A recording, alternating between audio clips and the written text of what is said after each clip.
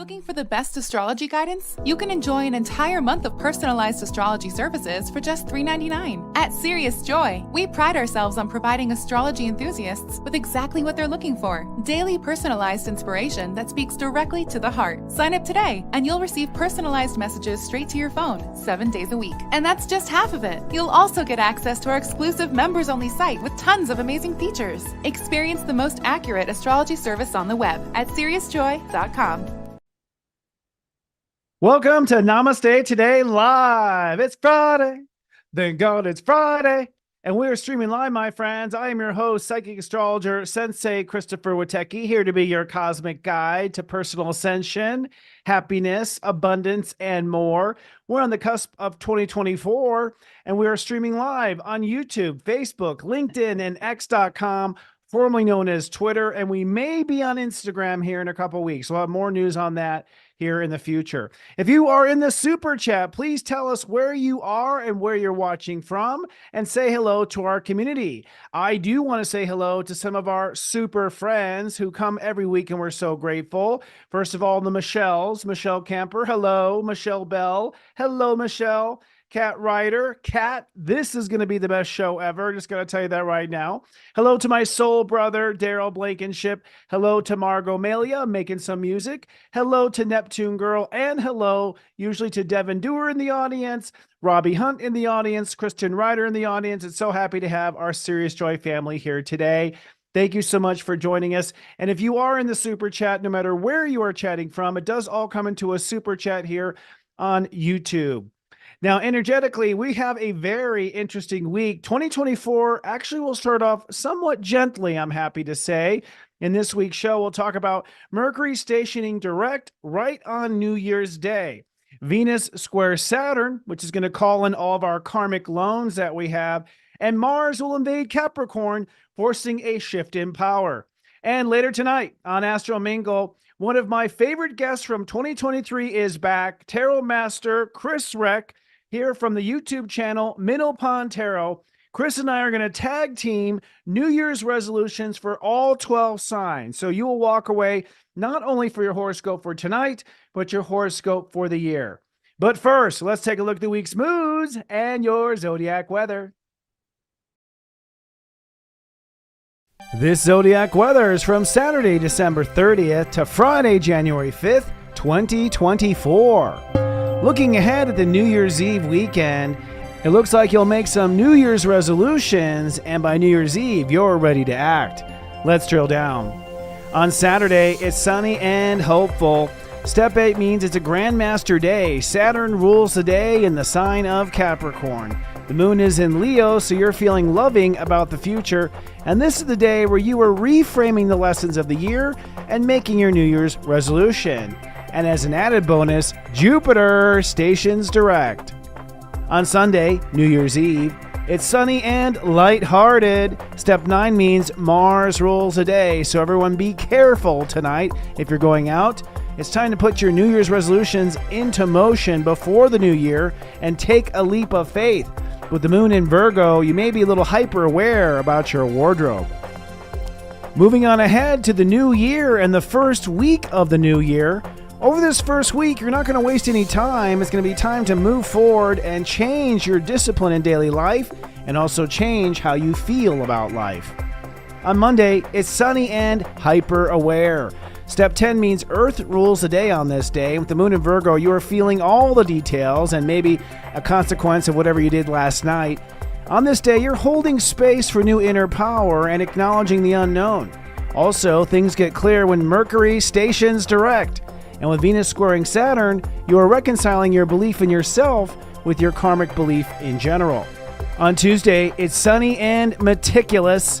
Step 11 means Chiron rules the day, which, by the way, is now direct.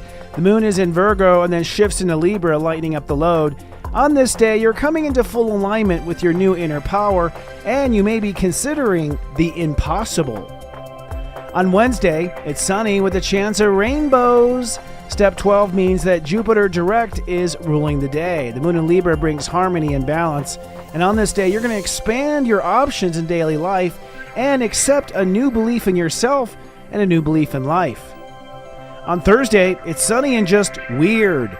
Step 13 means Uranus rules the day. So this is a day where you will elevate your control or your ability to manage life to a new refined position. You're basically shifting timelines on this day. Mars enters into Capricorn to create the discipline necessary to make this happen. And the moon in the mid-degrees of Libra means you may have relationships on your mind as the moon opposes Chiron. And then on Friday, it's sunny and partnering.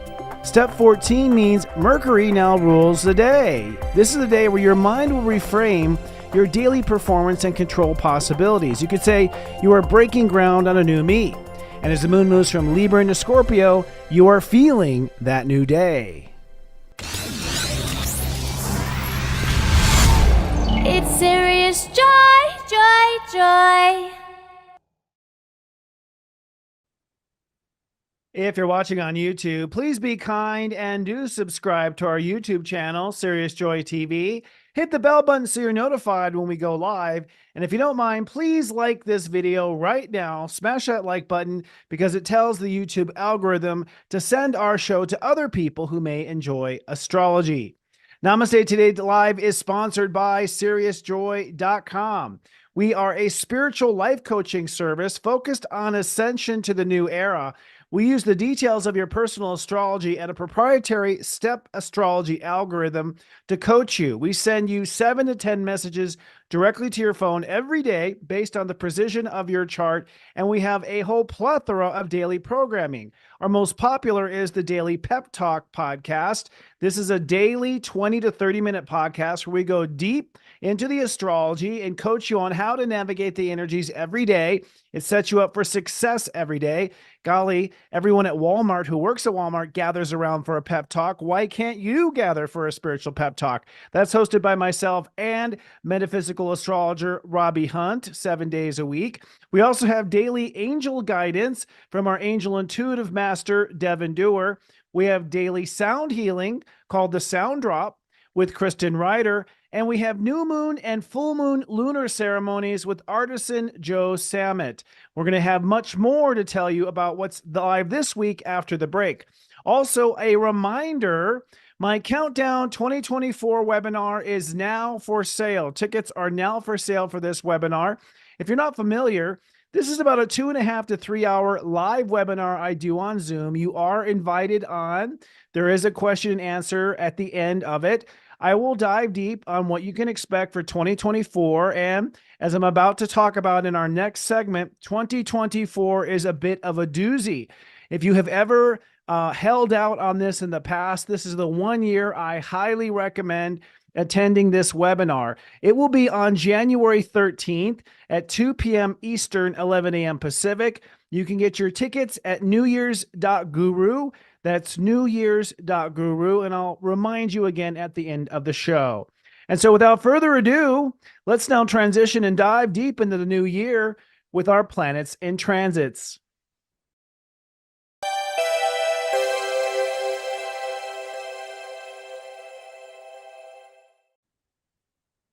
Well, friends, we are upon the eve of 2024, and I have to say, I can remember the eve of 2020. Like, my God, what has happened in the last 4 years energetically, even more so, I can remember the eve of 2000. That's when I was first starting to get into astrology as a profession. So the last 24 years have gone by. But this is going to be quite a compelling year. I've been talking to other professionals about it. And here, before we dive into the week's planets and transits, let me give you just a little bit of a synopsis of what's to come. Now, later tonight on Astro Mingle, my guest, Chris Reck, and I will talk deeply about what we both see as far as trends coming up in the upcoming year. We'll also do a little review of 2023 together. But what I want to prepare you for here on New Year's Eve is really what to make your New Year's resolutions about energetically. In this next year, what I predict will happen is really a culmination of many historical timelines. I brought this up in the past, but it is worth repeating right now. When I say historical timelines, I mean the echo of karma that happens in the world. And these are represented by the outer planets. So for instance, The United States has recently gone through its U.S. Pluto return. Pluto is now currently at 29 degrees Capricorn, but we have not really, I think, faced the karma around the American Revolution. When I say karma, I mean our freedoms. That's what the revolution was about, to declare freedom from Great Britain, freedom of speech, freedom of press, the right to remain silent, all these types of freedoms. And one could easily argue that many of those freedoms, particularly freedom of speech, is under duress. And so I believe with Pluto going back into Capricorn from September till November, right during the final hours of the presidential election here in the United States, we will in the US revisit power struggles over those very freedoms. That's represented by Pluto leaving Capricorn once and for all. Now, Pluto has not been in Capricorn for 250 years, and after it leaves this year, it will not come back for 249 years. So it's kind of a big deal. So we have that first wave or karmic wave really revolving around independence and power structures. I think that comes to a head this year. The next planet in order is Neptune. Neptune will reach the same degree in April of this year that it was at the start of the American Civil War, which was a moral crisis, a spiritual crisis. And I believe we are already starting to see a moral and spiritual crisis rising currently between Palestine and Israel. That's literally a spiritual crisis based on spiritual principles that are at the brink of war. But also it's the American Civil War, the idea that Americans would be against Americans and the karma around Americans being against Americans. That too will begin to come to a head here in 2024, most likely in April and May, as I mentioned, when Neptune hits that historic 29 degrees Pisces, pushing the envelope of spirituality. The next timeline under duress is Uranus in Taurus. The last time it was at this place in Taurus was September 1st, 1939, the beginning of World War II, where you had, in fact, people fighting for geographic reasons, territorial reasons. Obviously, there was also a genocide at that time, but it also had to do with the management of technology, Uranus, and materialism, Taurus. And we're seeing that cropping up this year as well, with the threat of AI to some degree. You could also say the conflict in Ukraine and Russia is sort of part of that same area of Uranus and Taurus where the last war was. And I believe with Uranus surpassing step 22 this year, we're going to see that also come to a climax. So in essence, the last piece that I think is most important is Eris in Aries. Eris in Aries representing really the personification of chaos and strife and discord, but Eris and Aries at step 24, meaning that we are being pushed as a society to open up and accept either the conflict or the peace or what it takes to get to peace. So this happens to be a year where I think the focus is going to shift from inner to outer. And I argue that the focus really has been on the inner since 2020. When COVID struck in 2020, March of 2020, it was right after Saturn and Pluto conjoining in Capricorn, which was in January 12th of that year. And from 2020 really until 2024, most of the karmic focus has been on our inner self. We have been called to leave behind what I call the story we were born to and move to the story we were born to live. So we have been basically re-engineering our karma with ourself. And these are spiritual issues that go back way into spiritual history, multi-lifetimes in the past, where from 20 to 24, that's step 4. That's, 4 is the breakthrough, 4 is the door. So from 0 to 4, basically from 2020, we have been correcting our inner karma with ourself. And with Saturn now direct in Pisces, Neptune now direct in Pisces, one thing we open up the door on 2024 is that we have now reached a place where most people who've done the work are now in a place of peace and understanding of their inner self. And so it dynamically shifts really conflict on Earth. You see, up until now, because we had so much unresolved conflict within ourselves, we quite often would project those conflicts onto our neighbors, onto our friends. We project those concerns onto social media sort of wars and conflicts. And so what I'm predicting will happen this year is that you're going to see a split. energetically. You're going to see people who did not do their work with their inner self. They will continue to double down on the old narrative, and they will continue to blame the world for their issues. The other portion of the population that has done the inner work, who came here to do the inner work, and I estimate, by the way, that to be around 1/3 of the population. That's a generic guess. I have close to no idea, but I do know that in past conflicts, for instance, the American Revolution, it was said that about 30% of the country was pro-independence, 30% wanted to double down back on Great Britain, and 30% were going to go with whatever was the path of least resistance. I argue we're in that same place now, but what I argue the difference is 30% is the population who is going to double down, who's going to blame the world for their problems and ultimately not see their own growth potential inside themselves. 30%, of which I think are watching this show right now, have done the inner work. Of course, we're not perfect. Of course, we always see room for improvement, but we're certainly not where we were in 2012 when this inner revolution really first began. I think that 30% is going to now move towards innovating the planet toward world peace or into enlightenment or to utopia, whatever buzzword you want. And I think 30% in the center are going to basically take the path of least resistance. So what does that mean? It means, my friend, the planets are saying it's time to go for it. It is time in this year to fly. It's time to be the star you really are. It's time to shine bright. It's time to share your talents with the world. It's time to go out and do what you've come to do. And it's time to manifest what I call the Golden Egg Project, your heart's greatest dreams. It's my opinion, and I'm a person that sits around at night thinking about this stuff, just so you know, like, how do we get the world out of this pickle? It's my opinion that with this 30% that is now healed on the inside and can see clearly, and when I say see clearly, I mean they can separate their issues from the world's issues. This 30%, I believe, has the potential to take the lead and change the conversation and change the narrative on the planet. Now, will this happen in 2024 alone? No. But I do believe that there is a pack of light workers. It is, the prophecy says 144,000. I don't know. I would think it's much larger than that, where a portion of the population is now going to go out and start to produce new ideas, innovative concepts, new structures of business, new structures of community, new structures of partnership, new structures of unity. If you want to use the old party theme as peace, love, unity, and respect, but really pushing through their projects and their creations an alternative.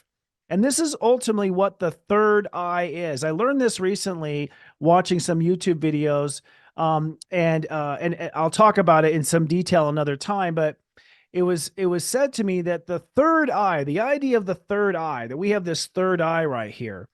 What I have learned is this third eye, it was Matthias de Stefano, by the way, if you're familiar, a fabulous light worker. What he said in one video recently was that when God created the universe, basically the whole premise of the universe was for God to experience himself. That's allegedly why this whole reality exists, that God could not see himself. He could not experience himself as himself. He only experienced himself as creator. So the idea is that God separated from God and created a duality, basically. A version of himself or herself, whichever you want to look at, whatever pronoun you want to use for God is just fine. You could say they at this point, because there's duality. They at that point could then view each other and see one another. So God had a reflection of God. But then God had another dilemma. God could not see the coupling of God. He could not see both pairs. So God created the third eye, and the third eye represents the middle between the two eyes. That third eye is the third option. It is the option that represents the neutrality between the two polarities. That's what the third eye is. Now, despite whatever rumors there's all sorts of, conspiracy theories. There's all sorts of talks of, the dark and whatnot, and that there's an evil third eye and whatnot. It seems that it actually began very pure, very spiritually. It might have been hijacked by a cult somewhere along the way, but the idea of our third eye seeing and our third eye opening is a vision of life, a vision of reality that unites the two back into a third. It's not that we become one, it's that we become three. That, I think, is ascension. That is a powerful perspective. I always thought that that we're going to end up in this total, like, utopia, like the age of Aquarius, just like the 70s song. I always thought it was going to be everyone jiving on earth and enjoying each other and dancing with each other and being each other's friends. And of course, I was very young when I was dreaming about these things. Now I've come to evolve to this third eye perspective, that enlightenment is the opening of the third eye. The opening of the third eye is that you see both sides and take neither side. You take both sides. In other words, enlightenment is the acceptance of both sides. Enlightenment is the agreeing to disagree. Enlightenment is the understanding that this is not the same as this exactly, that they each have their uniqueness. And so we take a neutrality, a third eye approach. We take a neutrality in the way we look at life, and we look at it from that higher third eye perspective. Thank you, Apple and Tim Cook, for those gestures. So I believe as we go forward, the opening of the third eye, this third point of view, to me, this is the magic sauce of that 30% that's here to lead the earth. Perhaps it's 33 and 33%. I don't know.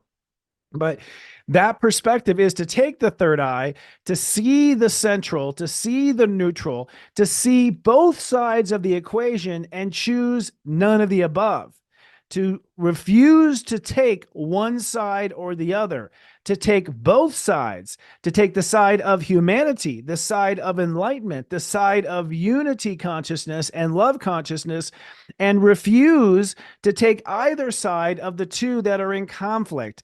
To me, that is the point of ascension. And notice the third eye is the tip of the pyramid. This is the reason why pyramids are shaped this way, allegedly, according to Matthias. And so as a result, it is the ascension. The ascension is to rise above from the two divisions to the center point in the third eye.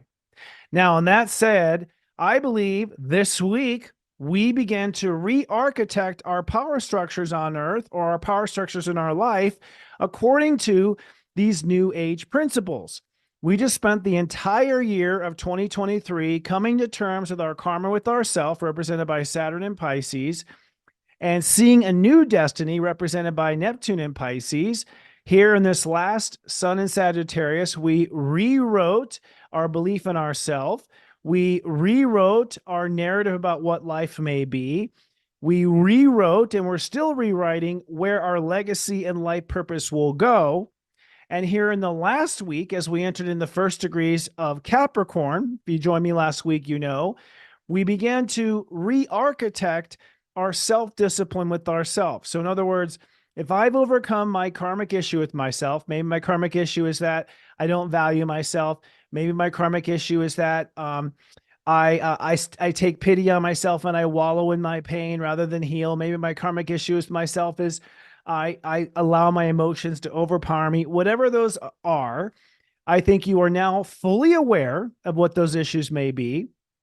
And as a result, with the Sun in Capricorn over these last few days, you now can take control, that's the Sun in Capricorn, and rediscipline yourself to have a different discipline with yourself that represents where it is that you want to go in your life. So in other words, we have a lot of energy at the top in Sagittarius. I'll talk about that here in just a minute. So we're sort of crafting where the story may go. And the Sun in the early degrees of Capricorn is saying, okay, if I want to go to this place in my story next year, I've got to double down on my discipline with myself, be committed to myself, direct my inner life to be the light.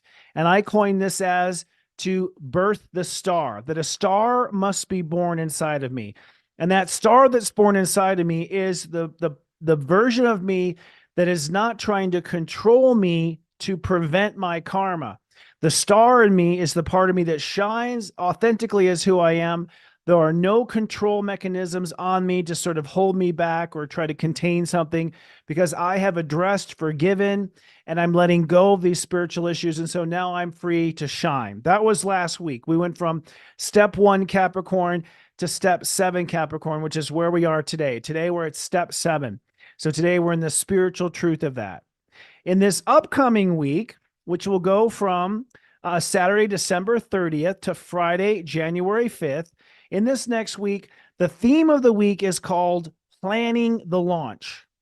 And I've recently got together with my spiritual team at SiriusJoy. We went through the entire Mega Monthly Report for January, and we're calling the month of January the launching the new era. So the whole month of January, in our opinion, is that we're going to launch into the new era.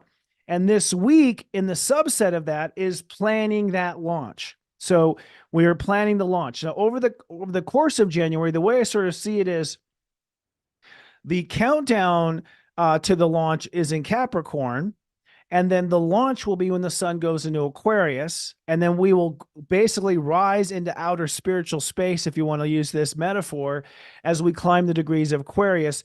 And by the time we reach February, we will have left the old atmosphere, let's say, of the old Earth.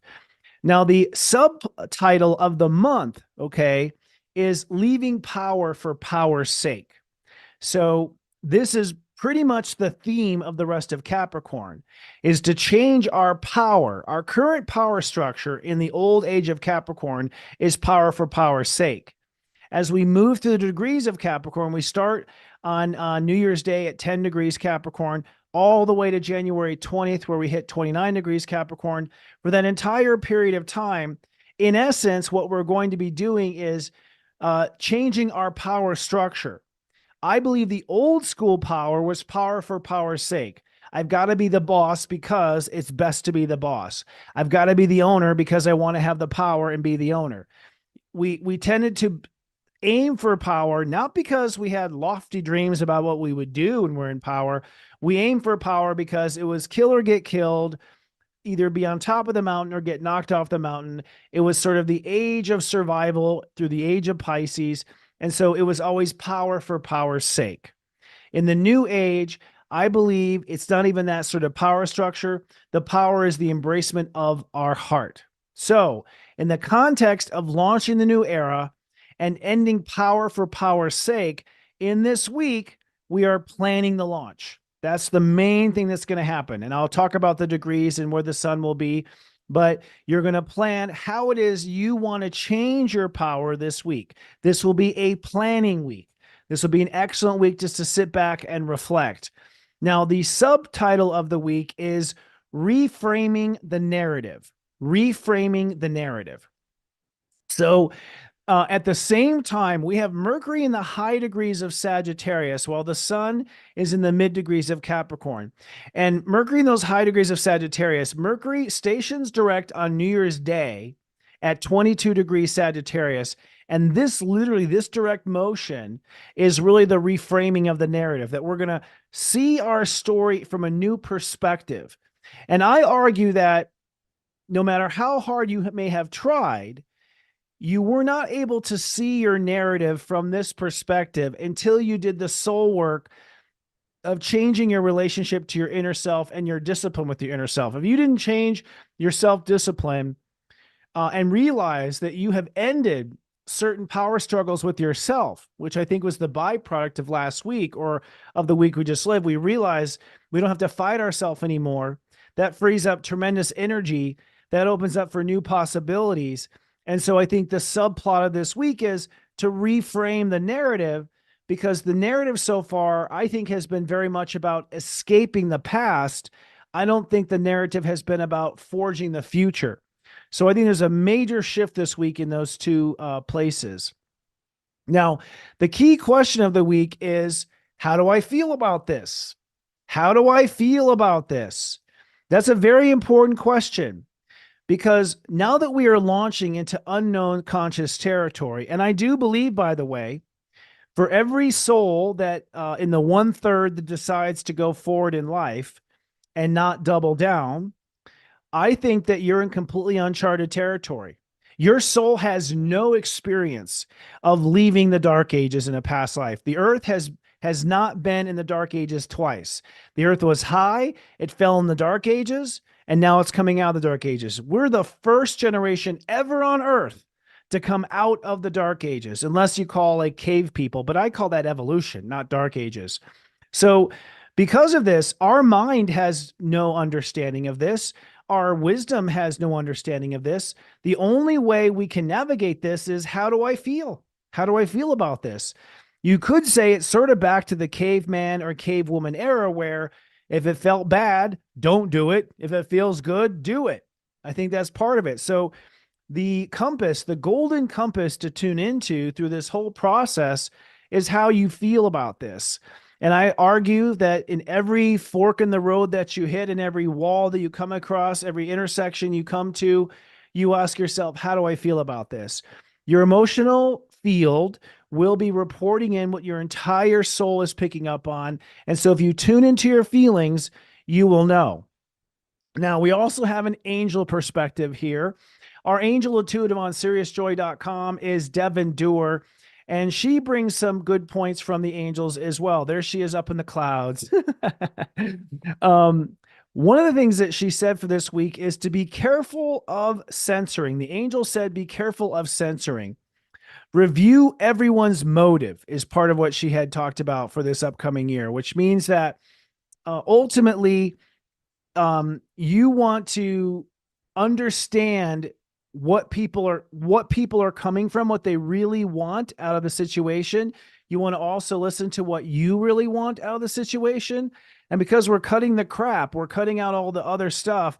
I believe the angels, and I'm interpreting the angels for Devin. If you want to hear Devin say this stuff, you got to join SiriusJoy.com, where she actually comes up with it live in our Mega Monthly show, which we just had, by the way. But ultimately, what I feel that she's saying here is that people are coming through breaking through their own karmic patterns, and they're breaking through a lot of their old power for power's sake. So when someone comes forward, you have to ask yourself, what is the motive here? What's really driving you? What's really driving them? What's the intention? And because we have all this clouded sort of fat buildup around all of our old consciousness and all of our own making, you have to get clear on what that motive is. All right. And to understand what the motive is, because the motive will make it very clear as to what to do. Another thing she said, the angel says there may be fears around finances coming up, and that's to be expected. When she said that, I interpreted that as Jupiter stationing direct in Taurus. We're now going to move forward with our material abundance. So the angels are saying it's to be expected, fears around finances. And also the angels say that it's time to give yourself permission for what it is that you want in life. Give yourself permission to have your freedom. Give yourself permission to do what you want to do. This is not a time to hold yourself back. Basically, I believe is what Devin and the angels were telling us. And again, if you want to hear more from Devin, she is 7 days a week at SiriusJoy.com. So looking ahead at the planets, let's start with the energy in Capricorn. We have right now the Sun and Pluto in Capricorn. The Sun this week goes from step 8 tomorrow on Saturday to step 14 next Friday. And that means that we're going to bridge across 2 of the decans this week. First off, New Year's Eve and New Year's Day is really about wrapping up your karma with yourself. So on Saturday, 12:30, the sun will be at 8 degrees. That's a Grandmaster degree. That's the day before New Year's Eve. Okay. On that Saturday, that's the day where you commit now to a new inner discipline to yourself. You take the new control perspective of yourself. And that control perspective may be that you stop trying to control, you live yourself authentically, or you end something in you that has been controlling you, such as an addiction or such as an emotion has been controlling you. And you decide and commit to a new inner commandment of yourself. Now, I think if you're confused about what that can be, it's quite simple. Let your heart be the ruler. Let your heart be their king or queen. The sun is your heart, by the way. It's the center of the soul system. So if there's any doubt what part of you ought to be in control, let me tell you right now, friend, it's the heart.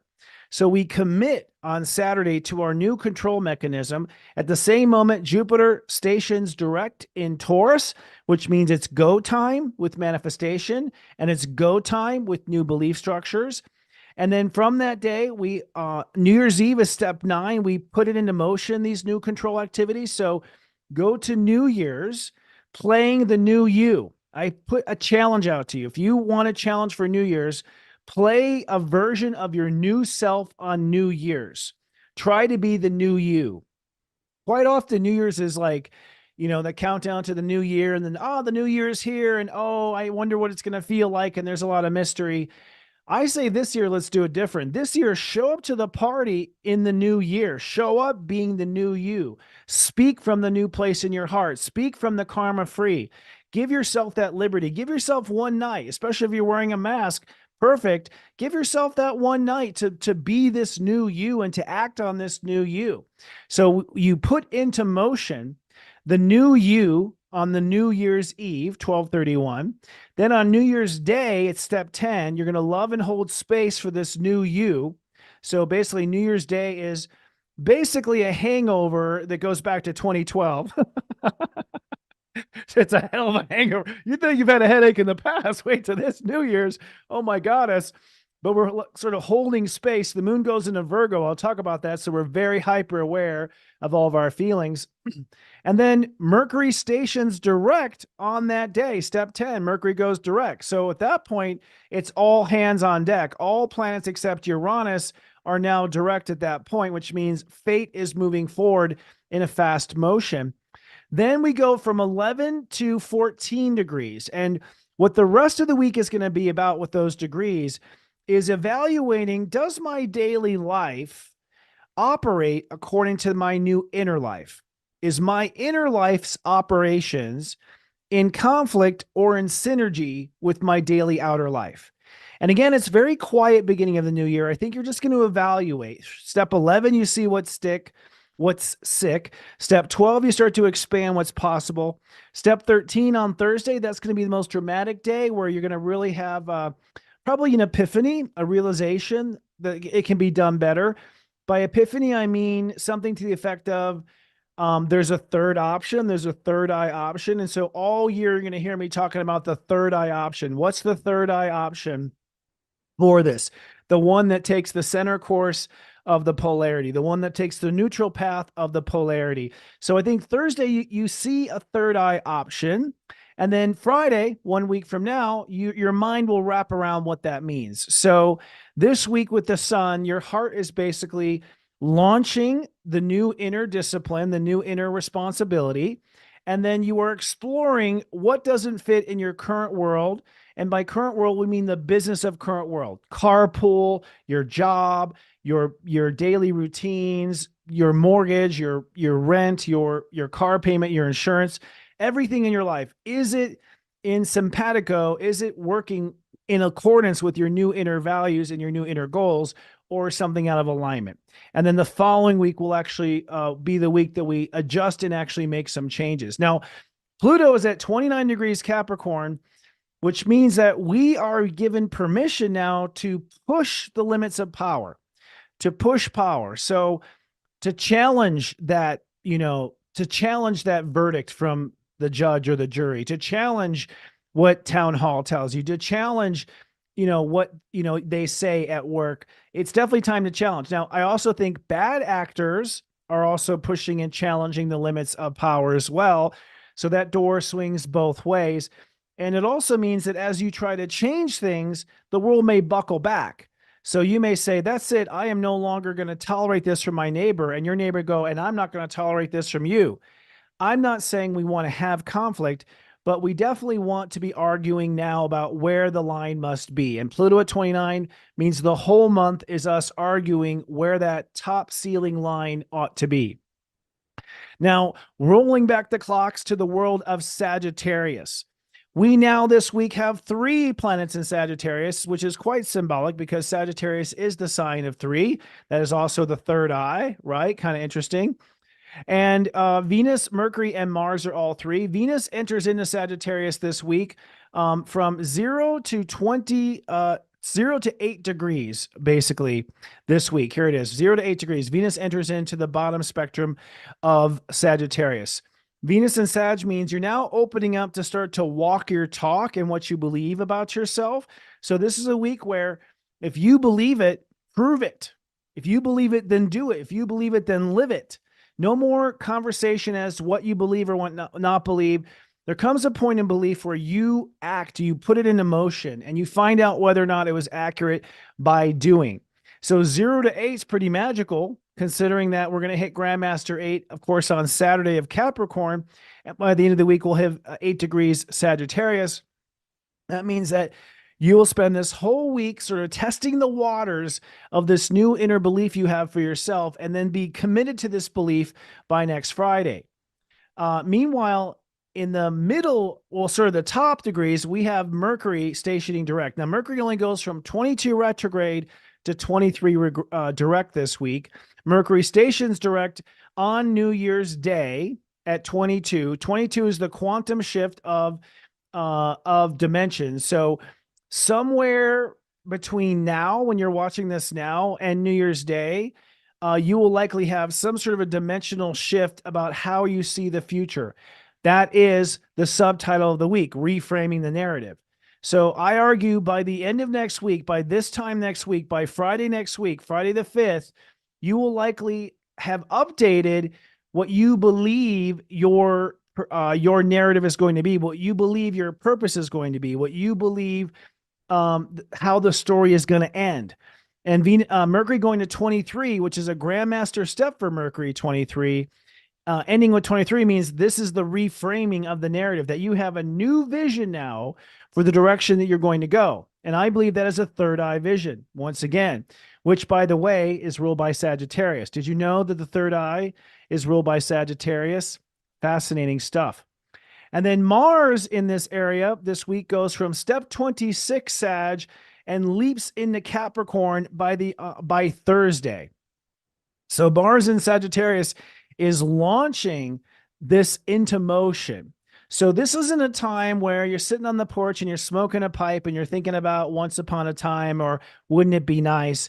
This is change and do. It's an instant manifestation of vision and belief.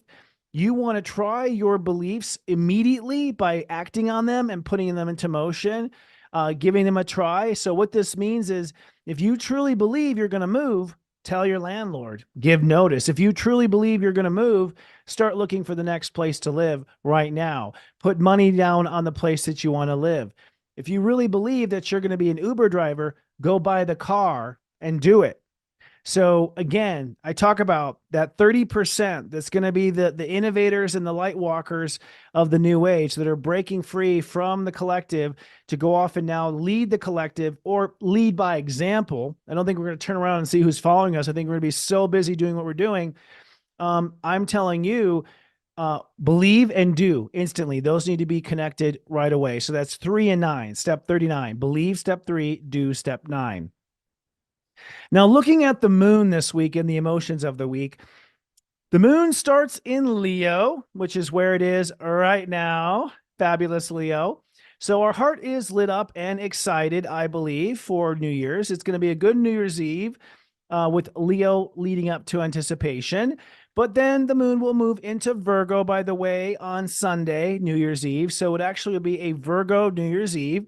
What does that mean? It means we might be a little too finicky about everything looking perfect. Just go with what works best, okay? Use those new Virgo values. We might be hyper aware. You certainly want to be comfortable and you want to have your favorites. The moon in Virgo on New Year's Eve definitely means go for your favorites, wear your favorite outfit, have your favorite flowers, drink your favorite champagne.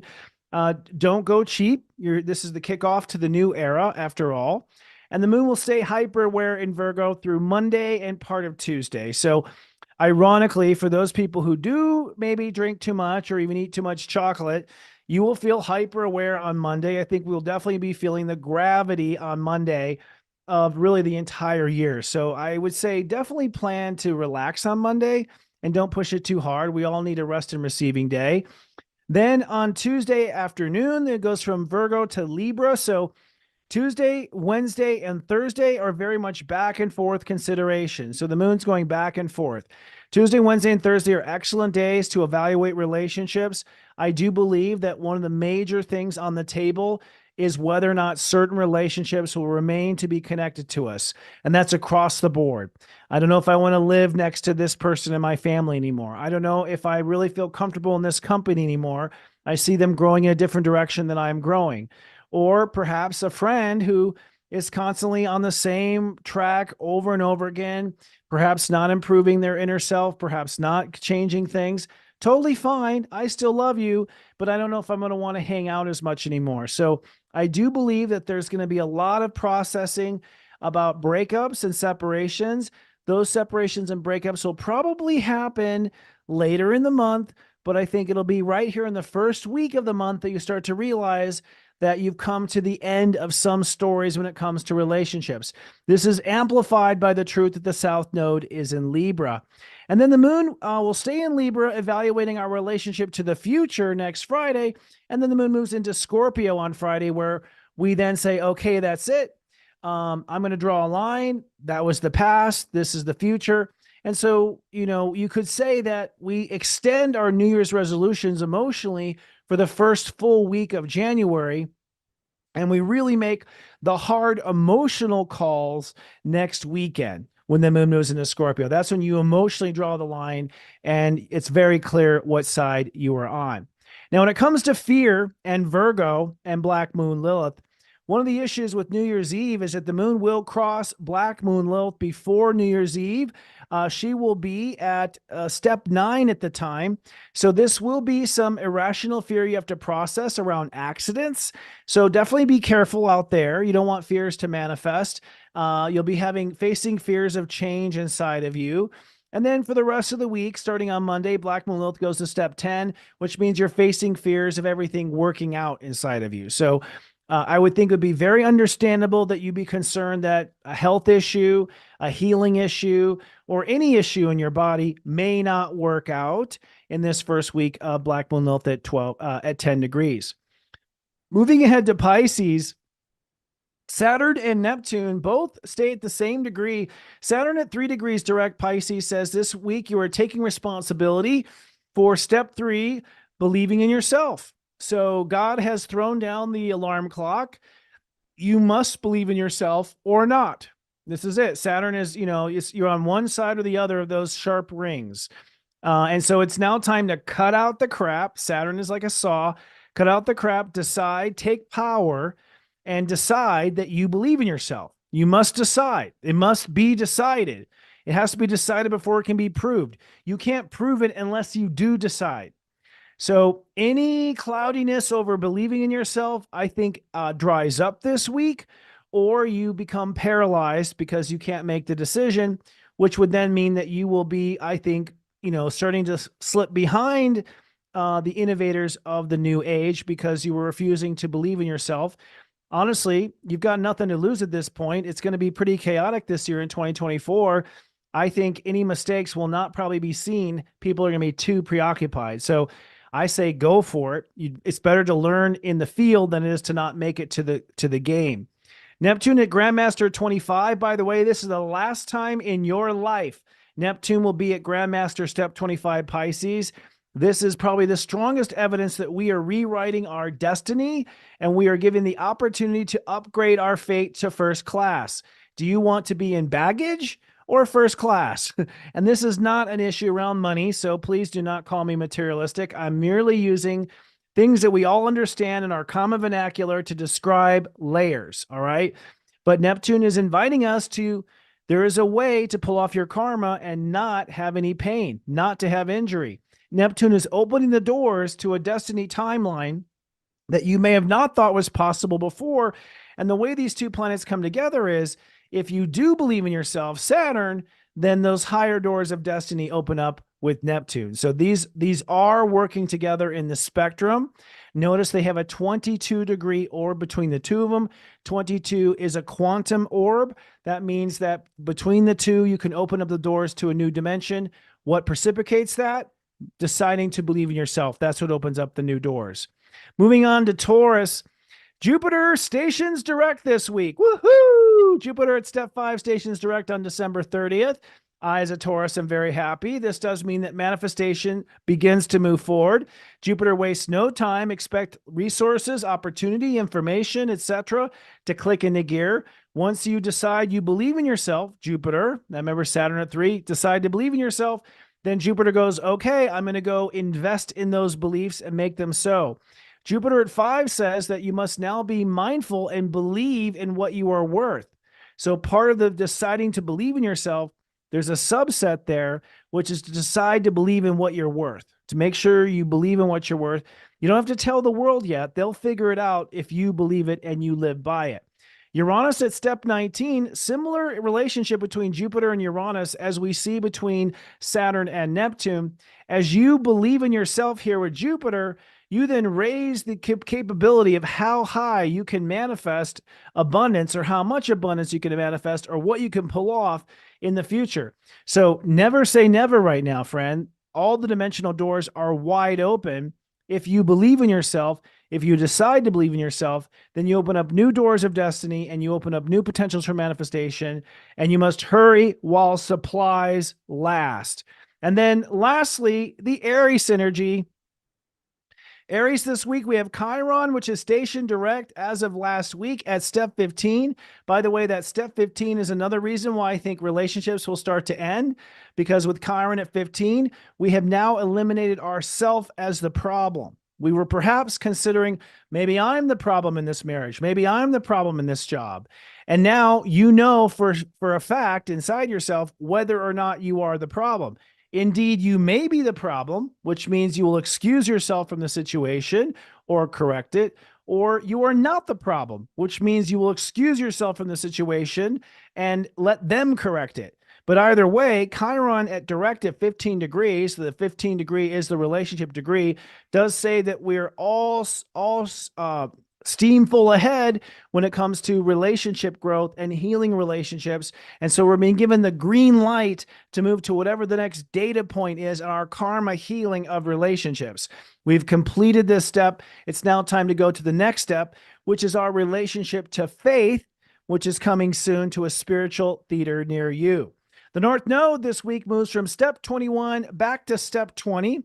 Its natural motion is retrograde for those who do not know. Now, 21 was opening the doors to a new story. 20 will be holding space now for a new characterization of yourself. And this is a fascinating point because we're getting very close to where the solar eclipse will be happening on April 7th of this year. But it does mean that with all the changes I've been outlining so far, it means that you are now opening to a new story of who your character will be, step 21, and holding up the space to unlimited possibilities, step 20, of what your character can become. Incidentally, the South Node in Libra, also at 21 and 20, this is another sign of the departure of relationships that no longer vibrate in the same frequency. Put simply, if you're going to raise your vibration and they don't, then you're going to simply pass that person or that situation or that organization, and that's to be expected now. I, for one, believe one of the best ways to encourage a person to grow up is to start walking past them and to see if they catch up, because you can't tell them what to do.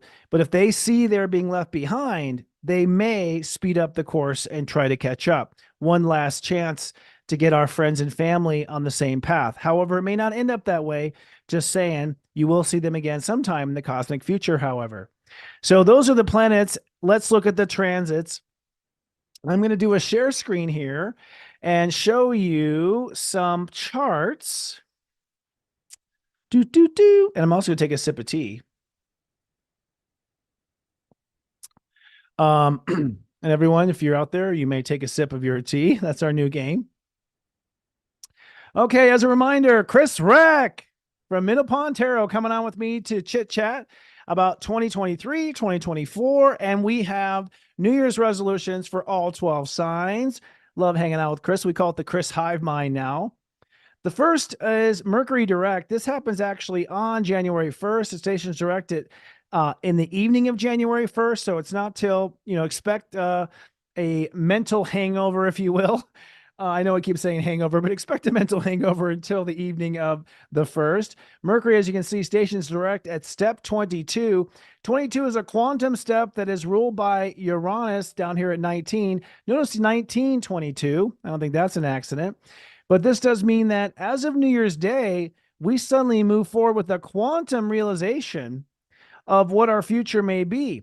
And we're within a 5-degree orb, the galactic center. 5 is the number of Mercury. So the fact that Mercury is step 5 from the galactic center stationing direct, I think, is no accident. Venus, check it out, is at step 3 at that moment. 3 is a grandmaster step of Sagittarius. So you could say it's upon believing in yourself that you are now ready to move forward with the new path. Look at the sun at 11:11. There's an angelic code right there. Very interesting. That means our heart is in integrity. And Mars at 28, holding space for the future to manifest. Our next chart is just January 1st. I don't know if there's anything I want to show you on this day, but I wanted to hold it. Most of the day is at step 10, so we're holding space for most of the day. That's what we want to show. You can see the moon here in Virgo, trining the sun. So you're very much feeling out your life. With the moon going up to the Virgo degrees on New Year's Day, you're really feeling through all the details of your life. It could not be more of a cliche, really. Also on the 1st, something else that happens at 8:28 a.m., we have Venus squaring Saturn. I should have done these in the order of which they happen, but Venus squaring Saturn at 3 degrees, that's really what leads to the Mercury direct realization. You can see Mercury still retrograde at that moment, but early in the morning, Venus squaring Saturn, this is sort of reconciling where Saturn says, hey, it's time to believe in yourself, take authority in believing yourself, 3, and the karma, Pisces, of not believing in yourself. And Venus at 3 says, okay, I must open up and believe in myself. So you could say that Saturn is sort of calling in the loan, saying, okay, you were kind of faking it till you make it when it came to your belief in yourself. Saturn's saying, okay, that shift is over. It's time to actually pull it off and make it happen. Then Wednesday, January 3rd, just pointing out, no major transits on this day, but this is a step 12 day. And so this is a day where we are believing. Notice Mars at 29 is actually threatening our belief in ourselves. This, of course, is on Wednesday. So hump day is a day where you are maybe fighting with that belief in yourself. There's a lot of belief energy, 12 net 3, Mars in the sign of 3, Mercury at 22 in the sign of 3, Venus at 5 in the sign of 3. A lot of believing on Wednesday. So it looks like the hump day of Wednesday is you've got to like double down and follow through and believe in yourself and change that perspective of the future. Then we have on Thursday, January 4th, Mars enters into Capricorn. And this is very interesting. Look at Mars at 0 degrees, Pluto at 29 degrees, and the sun at 13. This is almost like two fingers like pinching us. Mars and Pluto are like pinching us and forcing our heart to go to a higher level. This is on Thursday, January 4th. So Thursday looks to be the most uncomfortable day. The moon will be in wishy-washy Libra, back and forth, easily influenced.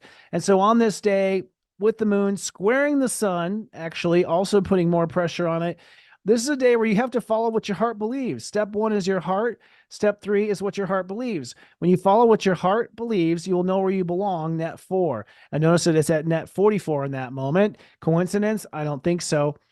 Then on Thursday, I've actually already covered this, but we do end up going to step 14 by Friday. And this is how the week really wraps up, is on Friday. Notice Mars still at 0. So Mars at 0 means that we're prepared to act when the right time comes. I think the right time comes shortly after we realize and conceptualize with step 14, the way to think about our life. The sun in the mid degrees here is basically saying, okay, I'm going to think differently about my life. Jupiter is direct, so we know things are moving forward. And so I believe Mars, you will suddenly have, with Mars in that space, you're going to realize you have to change your life. And it'll be shortly after this, Saturday and Sunday, when we get to 15 and 16, Mars will click into 1 degree.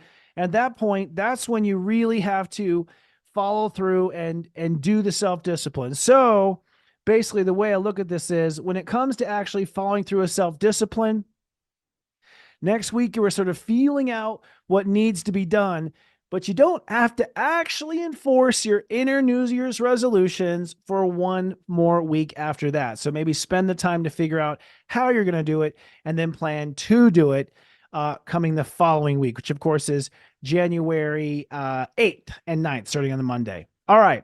So that begs the question, how do I play into this, Sensei? What does that mean for me? Good question. Go steep yourself some tea, my friend, and let's have our weekly tea time.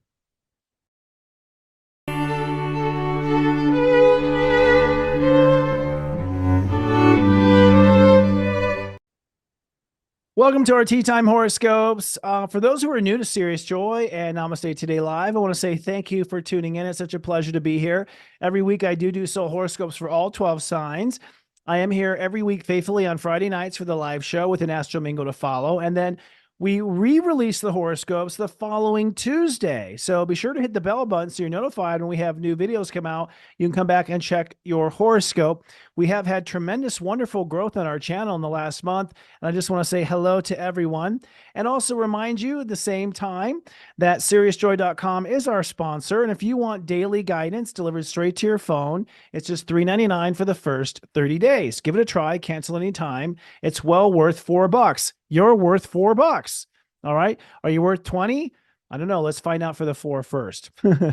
So with that said, this week in our planets and transits, we talked about all these different variations, but for the horoscopes themselves, I usually boil it down just a couple of key points. This week, the key points that I'm going to be looking at are, first of all, the sun going from 8 to 14 degrees Capricorn. So for each of the 12 signs, I'm going to talk about where you are raising the bar of your daily responsibility, where you are committing to yourself and then raising the bar of your daily responsibility. And, I've said this before, you'll just have to get used to hearing it again. We have a lot of new people coming in the door all the time, so I want to be very clear on how this works. But in each of the 12 signs for your sun sign, if you just raise the bar where I tell you in your sun sign, the rest of your life will click into gear. All right, let me repeat that. If you just raise the bar of taking responsibility in your sun sign, not your natal rising sign, which you can listen to also, very, very valuable. But the sun is what creates, the rising sign is the effect. The cause is the sun sign, the effect is the rising sign. So if you change the responsibility in the cause sign, your whole life and your rising sign will magically update. You'll have to see for yourself and prove me right. So for each of the 12 signs, I'll be talking about where you must raise the bar of daily responsibility and power for power's sake, and instead ignite the light of your heart and what you were here to do. So to reorganize your life according to what you're here to do. The next thing I'm going to talk about is that Venus-Saturn square that I pointed out that's going to happen. That Venus-Saturn square happens really on Monday, on the first day. Happens around 8 a.m. Eastern, if you remember correctly. Then Mercury stations direct afterwards.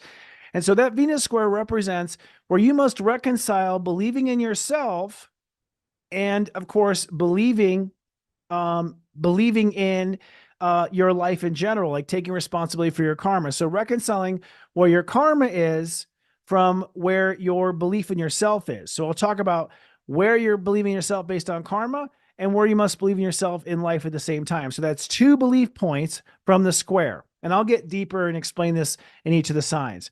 Then I'll speak to Mercury direct. After you reconcile that belief in yourself, well, what does Mercury direct mean at that point? So in other words, what does that mean for you changing your perspective of life? How's that going to change your life purpose? How's that going to change where you go with your life? That will be something that we answer to as well. And then lastly, I'll speak to the Earth in Cancer. And I haven't spoken to the Earth in Cancer all day today, except for the question of the week when I said, how do I feel about this? Well, I'll tell you for each of the 12 signs where it is you are emotionally maturing and where you want to ask about how you feel about yourself. So we'll go through all those 4 data points for all 12 signs. And I will be sure to take little sips of water here in between, so my voice lasts.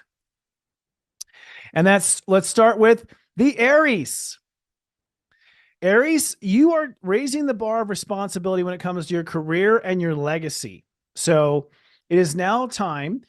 New Year's Eve is about taking responsibility for yourself and realizing that you're going to be now responsible and taking responsibility for the parts of yourself that perhaps have not been on par or the highest vibration possible.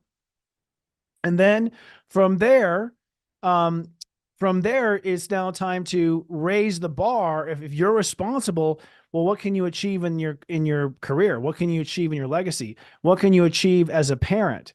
And so you're going to be examining about where in your life that you can raise the bar. Now that you can count on yourself on the inside, what changes can you make for your career and your legacy? Or any leadership you want to do. Maybe your leadership is volunteering at the church on Sundays. Maybe that's where you're a leader. It doesn't have to be literally in your career. It's really where you lead the pack. And I must say, with the North Node in Aries, I believe Arises are on the rebound and that they are going to openly move forward and reinvent themselves entirely in this new era. So I think this decision you make this week is the beginning of that. Now, the reconciliation for you is between your core beliefs in yourself and your karmic faith in yourself.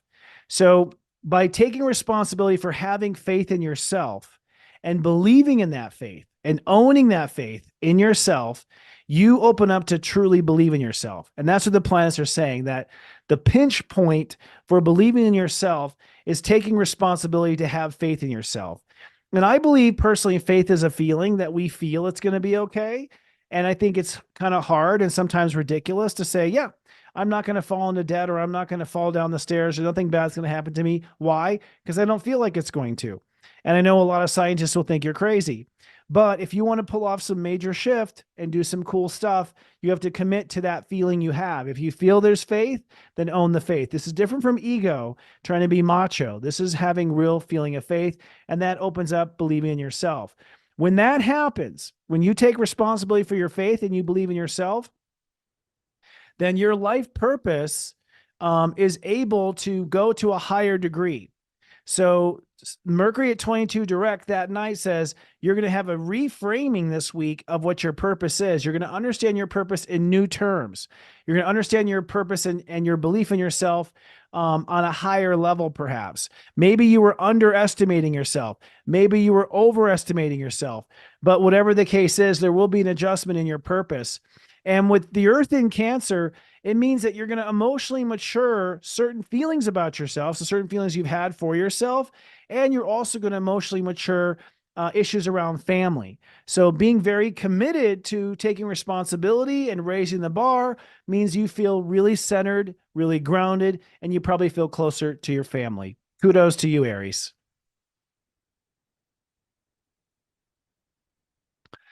Taurus.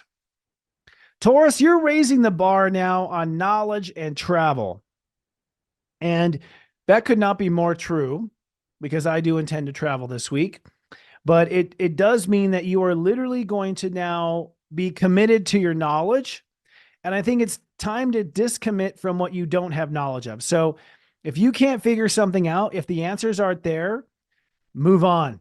Okay. I'm not saying you have to forget about it or cancel it, but it's now time to go with what you know and to put aside on the back burner what you don't know. Because sometimes the way the universe gives us the cue for our timing is based on having the knowledge. If we'd known better, we would have done better. And sometimes people feel bad, like, I wish I would have known better. You didn't know better. And there's a reason why you didn't know better at that time, because had you known better, it would have gone a different path. So sometimes what we know reveals the path we must take. So go with what you know.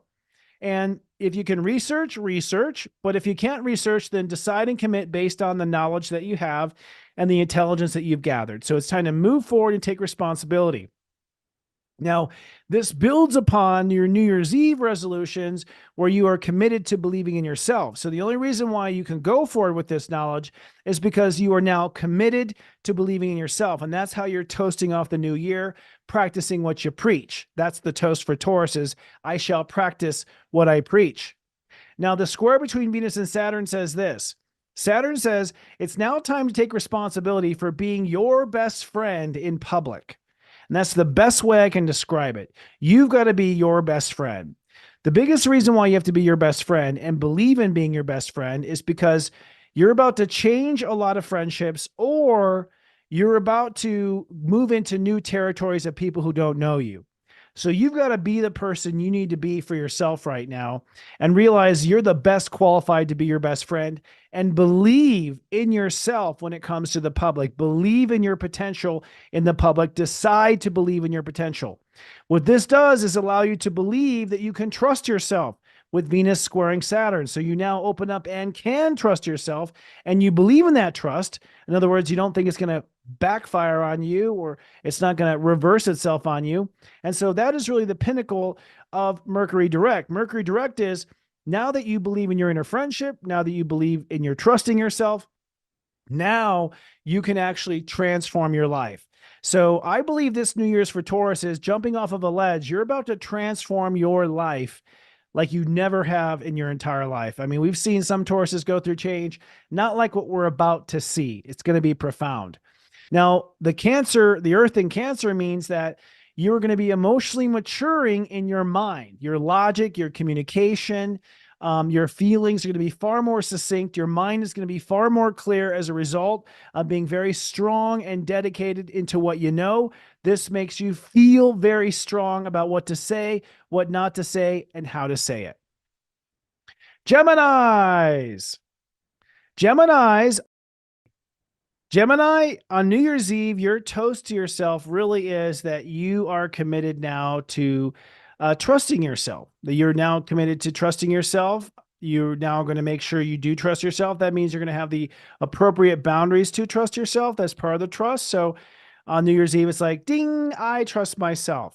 Now, once you trust yourself, that means that you are going to be now raising the bar of all trust with all people and boundaries everywhere. You're going to renegotiate your boundaries with different people. This does mean that some Geminis will be cutting people out of their life. And I think this means that you'll be also opening up and becoming far more intimate with others. And by the way, intimacy is not just having the same ideas. It is actually going to involve sometimes compassion, passion, perhaps physical intimacy. So I think Geminis have always sent a little bit of a distance, and the universe is like calling them to get closer and more intimate.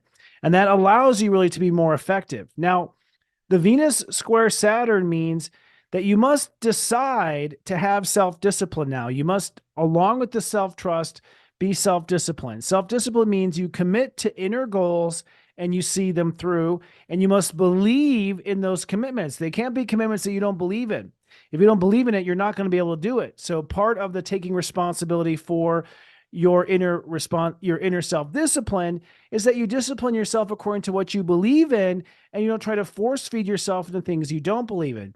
Once you're committed to self-discipline, you can open up now and really believe in your relationship to yourself. Now, this is what I call the marriage. In other words, this is sort of you saying, okay, I think I can, I know I can, I believe I can. So really believing in that you will be there for yourself. Once you can make this dual commitment to self-discipline and to your marriage, then you will see a new framing. You will reframe the narrative around long-term partnership. Because for whatever reason, what may have been holding back long-term partnership or the potential of marriage and partnerships was the fact that you weren't self-disciplined or you weren't believing in yourself. And by the way, long-term partnership can be a business partnership, a collaboration. It can even be your video game champion partnership. It can be anything you want. Now, with the Earth in Cancer, it does mean that you are emotionally feeling through your value system, and you're going to feel through money. You're going to have a lot of emotional development when it comes to financing. This might be a time when you build confidence in yourself to go for the loan or to go for the big purchase, but you're going to find that you are emotionally maturing around money and around values as a byproduct of taking more responsibility with your boundaries with others. And of course, believing in yourself in your marriage. Yay to the Geminis. I'm excited for you.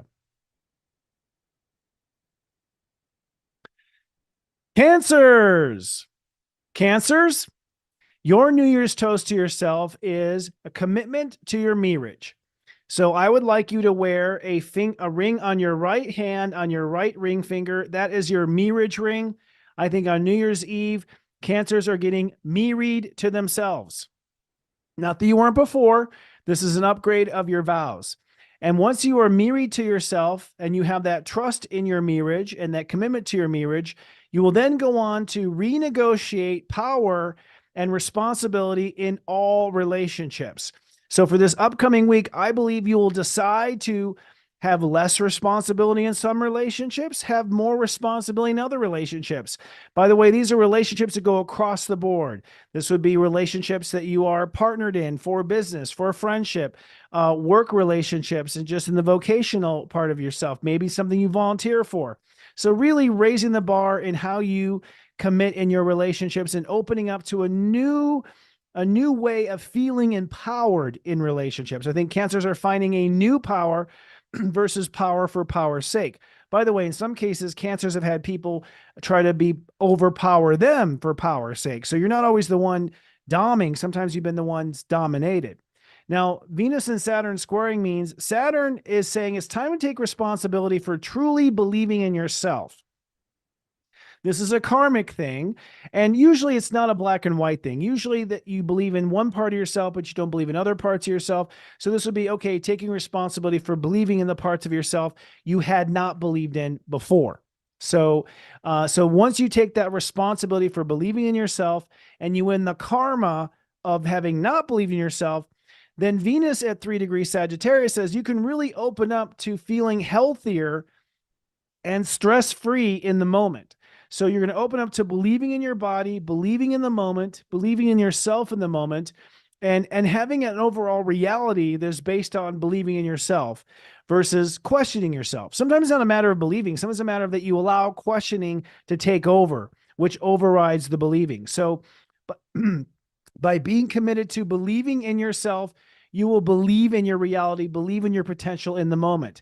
And this leads to Mercury stationing direct at 22 degrees with lifestyle. Once you believe in yourself in the moment, then you will reframe what your life can become. And by life, we mean the quality of life, the quality of your home, the quality of your job, how you perform, how well you perform, where you perform. So I think that you will reframe the narrative around what a quality lifestyle is as a natural consequence of all these commitments to believing in yourself. Now, the Earth in your sign, Cancers are getting a bit of a mid-birthday makeover. It is halfway around the block since your birthday. I call this the anti-birthday. The Earth is enlightening parts of yourself right now and bringing out a new expression of who you are. You're going to feel a whole lot better about behavior and your capacity to perform as a result of being decisive in relationships. So I think we're going to see Cancers really perk up this week. All right, Leos. Leos, it is now time to take responsibility for your daily work, lifestyle, and routines. Now, this is on the precipice of your New Year's resolution to be healthy. So you are committing to good health. So the toast you have on New Year's is toasting to good health. Good health, by the way, is being stress-free, work-life balance, obviously nutrition, exercise, plenty of water, plenty of sunlight. You're a Leo, for crying out loud, and anything else that goes into a quality moment in life. Once you've committed to that quality moment of life, you can then make decisions about work and routines. And so I think you're going to be raising the bar and exploring different opportunities you have for the way you work, the tools you work with, the procedure in which you work, who you work with, making decisions around coworkers and colleagues, etc. And by the following week, you'll be ready to make some major decisions about work in general or lifestyle in general. Now, Saturn squaring Venus for you means that first you must really believe in trusting yourself, first and foremost. That's what Saturn at 3 degrees is, believing that you can trust yourself. You can trust whatever comes your way. You can trust that you will handle it. You can trust that you will do the right thing. You can trust your instincts and really believing and trusting yourself. When you do that, then Venus at 3 degrees allows you to believe in deserving unconditional love. I've been harping for weeks now with all this Sagittarius energy that Leos really need to believe in themselves and believe in unconditional love, but that's easier said than done. I think from this square, once you really can trust yourself, then I think you can move into opening up and really believing that you deserve unconditional love. And once a Leo is unconditionally loved, there's no stopping them. Now, what this does is this opens up the ceiling with Mercury at 22 degrees stationing direct. This now says, okay, now that I trust myself, my personal dreams can be reframed in a new way. So I argue that Leos will be reframing their personal dreams, their golden egg project, the thing they've wanted the most out of their life, that basically their biggest wish list is going to be reframed, and the narrative around that wish list will be reframed. This includes, by the way, the love of your life. This includes children, the way you look at children, creative projects, or some sort of achievement of greatness that you want to obtain. Now, the Earth in Cancer, as you are making quality decisions for a quality lifestyle, you are going to manifest a greater emotional maturity around your spiritual truth, your soul, your karma, and your faith. So I believe Leos will start to really feel concrete faith by the end of next week if you've made the right decisions, and especially if you've opened up to unconditional self-love. Cheers to that. Okay. Virgos. Virgos are committing, first of all, their toast at midnight is a toast to self-love, committing to loving yourself unconditionally. Basically what I just said Virgos needed to do, or Leos needed to do. So it's time to commit to unconditional self-love. Once you do that, as you go through the week, you then raise the bar in your decisions and commitments around creativity, children, love, or the expression of your heart, which could mean artistry. Maybe you're going to raise the bar of your potential as an artist. Maybe you're going to manage artists because that's more fun than managing the sales of something and, and merchandising. So you're really going to expand your control and your ability to manage love, creativity, and personal dreams. But that all builds upon that commitment on New Year's Eve to love yourself. Now, the square between Saturn and Venus, Saturn says it's now time to believe in your marriage. That means it's time to believe in you always being there for yourself and always bringing the best out of yourself instead of putting yourself down, doubting yourself, dwelling in past mistakes, or whatever kind of spiral you've been caught in. If you commit to being the best marriage partner the world's ever seen, well, then Venus says you will then really open up and believe in what you're feeling. You'll be able to hold stock in what you're feeling. And you may go, what does that mean, believe in what I'm feeling? Well, I've known Virgos, and it's like if you start feeling really good and excited, let's say about a love affair coming into your life, you don't know if you can believe those feelings or not. You're wondering if they're going to change. You're wondering if you can actually put stock in them.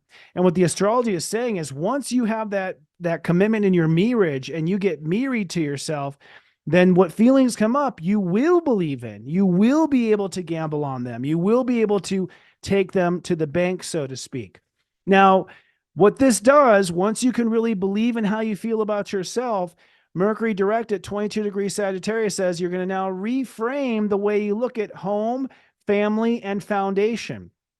And by the way, emotional foundation isn't always, a 2+2 with a white picket fence in the suburbs. Sometimes an emotional foundation is money in the bank or credibility with your partners or that you're on the best team in the world. So you may reframe what gives you emotional freedom and an emotional foundation simply because you are believing in your feelings and yourself.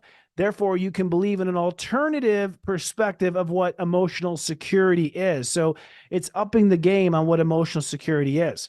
Now, speaking of emotions, the Earth in Cancer, which is ruled by the moon, is going to give you emotional maturing when it comes to your relationships to the world.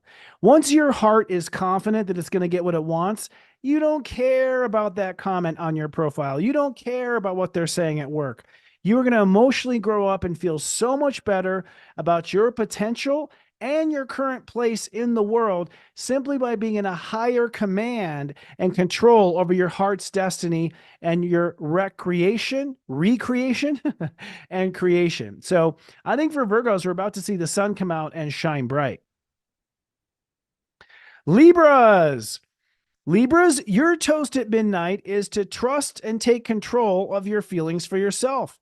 That you are going to manage how you feel about you, that you're going to make sure that how you feel about you is a strong chestnut that can't be broken by anything outside of yourself. Once you have that commitment to your own feeling of good, that you'll be committed to feeling good or gooder, as I like to put it, then you will then expand to making decisions about other things you have feelings for.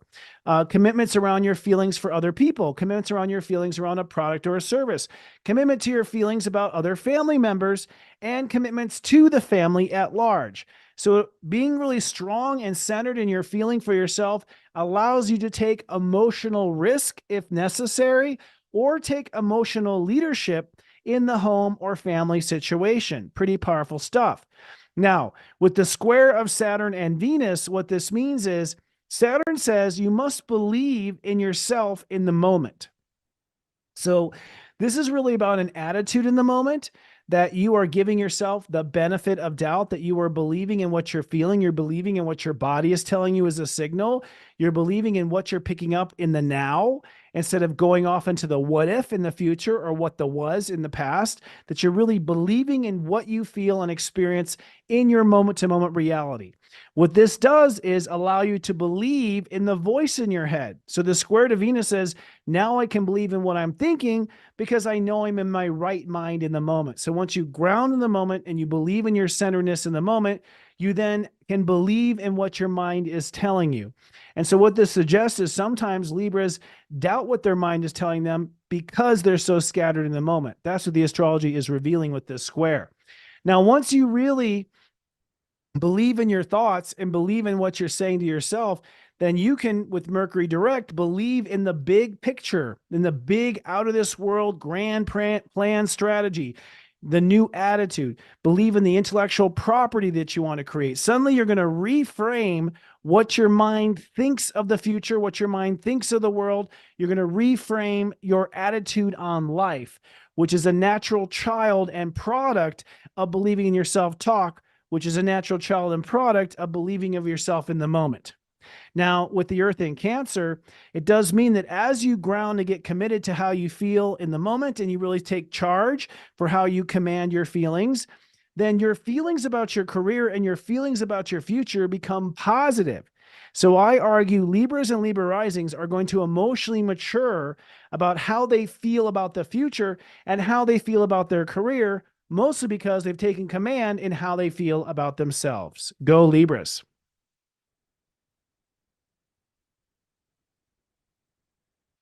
All right.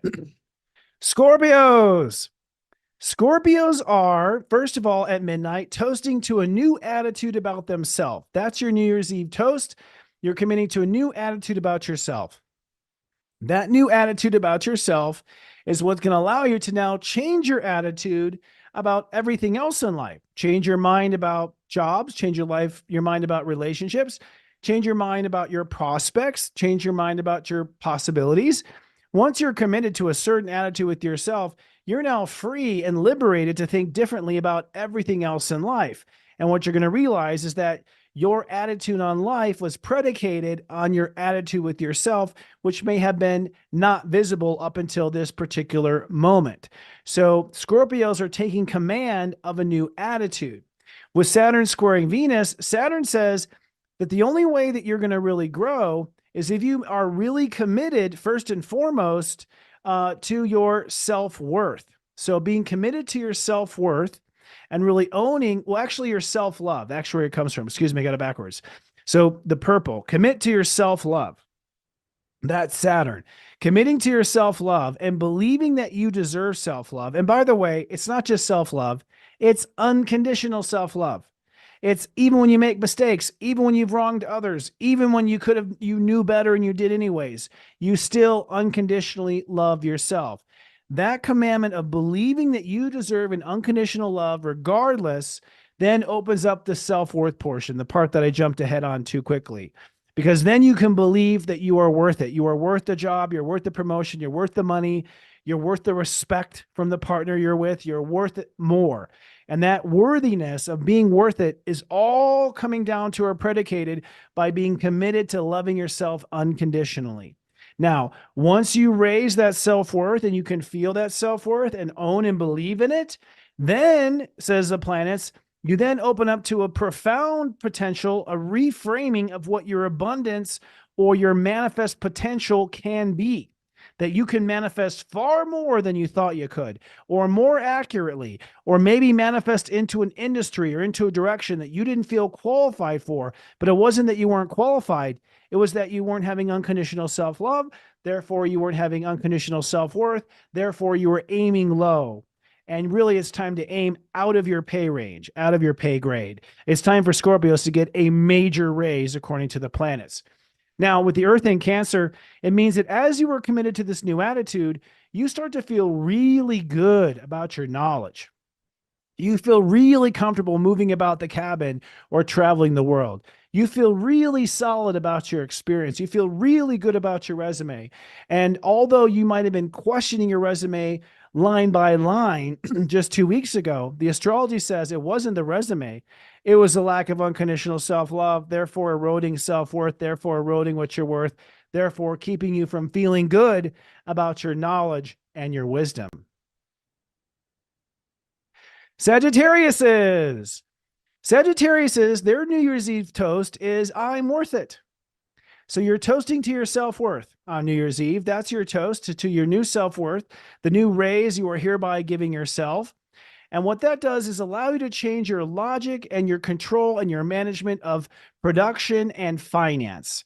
So once you know you're worthy, you will now explore new control or management options for financing, loans, investments, big purchases, productivity, manifestation of artwork, manifestation of anything. So now you become extremely adept at what you're going to produce in daily life. And you're going to spend this week after New Year's thinking about what should you produce, what you should make next in life.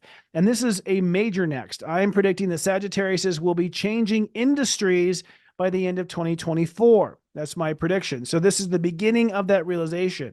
Now, Saturn squaring Venus in your sign will affect you more than other signs. Saturn says you must first commit to what you believe you are feeling. If you believe you are feeling something, commit to that belief. Don't argue with that feeling. Don't question that feeling. Don't blame that feeling on someone else. Believe in that feeling. Believe in what your feelings are telling you. Once you commit to believing in what your feelings are telling you, then you will believe in the way to treat yourself. So I think Sagittarius have been hesitant about whether to treat themselves to something good or to beat themselves up and punish themselves. There's been confusion on how to respond to yourself, how to behave with yourself. And what the astrology says that was predicated on the fact that you weren't sure how you felt about yourself. So you weren't sure of whether or not you deserved a prize or a punishment. And the answer is a prize. Now, once you really feel that you deserve good treatment from yourself, I'm assuming that's what you believe in is the good treatment or the fair treatment or the equal treatment, equal to others, then Mercury stationing direct at 22 degrees says, now you reframe what your character can become. So what opens up this week is by committing to really believing what your feelings are telling you, you can then treat yourself the way you deserve to be treated. And then you become someone you never thought you could become before, or become something you've always wanted to become. But because of these other things that were sabotaging you, it was preventing you from becoming it. Now, the Earth in Cancer says, as you are making these commitments to finances and values and refinancing debt or whatever, you're going to feel a whole lot better about trusting people, trusting situations, feel a lot better about boundaries, and you'll be in a place to really be close and intimate. I think that Sagittarius are on the brink of some deep intimacy. And given that Pluto has been in your second house for 15 years, I don't care how close you've ever been to someone, I argue it's not as close as you will be. That Sagittarius are about to get a lot closer to the people around them as a consequence of all this astrology I just outlined. Capricorns, happy birthday, Capricorns. You're almost out of the rut. Your New Year's resolution is to treat yourself better, or your New Year's toast. The resolutions are coming. Your New Year's toast is to treat yourself better the way you deserve to be treated. All right. Now, once you're clear on treating yourself the way you deserve to be treated, then you can expand into changing the way you behave, the way you respond. It's now time to think about a different behavior. This is a different interaction between you and other people, a different interaction to conflicts that come in your life, a different interaction to opportunities that come into your life, a different response to stimulus, basically, a different strategy, a different way to go about it. I argue that Capricorns up until now were responding for power's sake, that they just want to always be on the top of the mountain. The goat want to be on the top of the mountain. But now that we've removed power for power's sake, in other words, I only want to be on the top of the mountain if I want a great view. Otherwise, mid-mountain might be just fine. But whatever the case is, now you have options in how you're going to behave. You can behave the way you want to behave because you've detached yourself from some sort of a power outcome. So I think that Capricorns are expanding the flex of their power through their personality and their responses. Now, Saturn, your ruling planet, squaring Venus in Sagittarius, says, you must now take responsibility for believing in your own attitude about yourself. You must select the appropriate attitude about yourself and believe in it and take responsibility to believe in it, which means you no longer question the way you think of yourself. You end that questioning. What this does with the square to Venus is it opens up and allows you to believe and have faith in yourself. So that's almost logical, right? You end the self-questioning, you then open up and have real faith in yourself. So Capricorns are really going to walk away, I think, from this week having great new faith in yourself. With Mercury stationing direct at 22 degrees Sagittarius, once you have faith in yourself, guess what? You reframe your place in the universe. So now maybe you're not the one that God's out to get, or maybe you are not the one with the worst luck in the world, or maybe you are the answer we're looking for, or the prayer that we have prayed for. So you're going to reframe your relationship to God and your relationship to the universe as a consequence of really believing in your own faith in yourself. Now, the Earth in Cancer, your opposite sign, means as you make adjustments to your character and your behavior and your response pattern, you start really feeling good about your relationships to others, relationship to coworkers, relationships to a substance such as coffee or sugar, a relationship to anything. You start to really feel good about the way you relate to others. And I argue you're going to feel good in relationships as a result of this change of behavior and responses.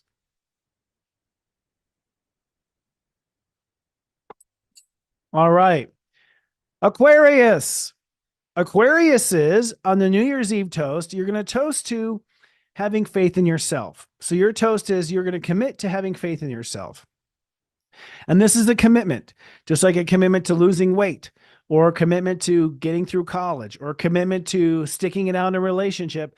You must also commit to having faith in yourself. Once you toast to having faith in yourself, you then will begin to change your control around spirituality and karma, which means you're going to probably be opting out of certain karmic relationships or opting into certain karmic relationships. Now, that's a very complicated topic, but it basically means that you're going to decide to get closer to someone that you know will come with some challenges, but something in you knows you agreed to do that. Or vice versa, that you've been committed to the person with challenges and you're done now and it's time to end that. But to cut those karmic cords or to face directly and look the tiger in the eye, you're going to have to first commit to trusting your faith in yourself. That's the first thing, to commit to having faith in yourself. And then you can really explore your karmic timelines here on Earth. Now, with Saturn squaring Venus, Saturn says you must also believe in your worth. Not just believe in your worth, but commit to believing in your worth. If you believe, if I put a gun to your head and said, what are you worth? Tell me. And you said, okay, fine, I'm worth $1 billion. Well, then you must commit to that now. You must not waver on that commitment. What that does is then open you up to really accepting and believing your potential in the world, that you have much greater potential with society, with friends, or perhaps to make an impact on the world than you ever have before. But that's all precedent on the fact that you are committed to what you are worth on the inside. Now, once you start to open up to being your own best friend and knowing where you belong and where you can make a dent out in the world, then Mercury stationing direct at 22 degrees Sagittarius says you're going to reframe your social ambitions.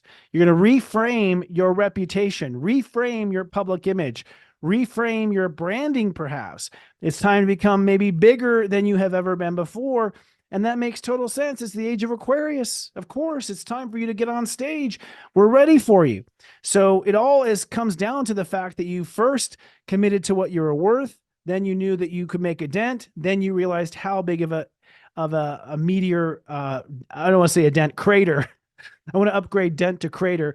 What size of a crater you can create here on the Earth. And I think it's a big one. Now, the Earth in Cancer, it does mean that once you are committed to this new karma or this new faith, you're going to feel so much better about daily life, so much better about your work, so much better in your daily routines.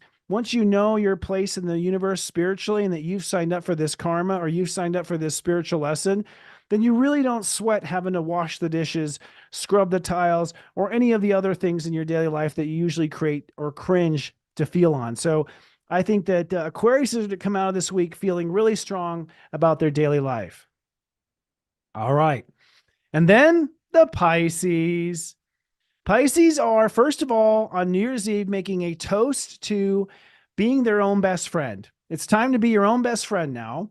You need to be your best friend. Think of that two fish symbolism as one fish is out in the public, the other fish is watching your back. So once you are committed to watching your own back and making sure you stay out of hot water and that you hop on opportunity, then you can expand your responsibility and power when it comes to your relationship to the public. You're going to open up to new ideas about who you are in the public and who you aren't.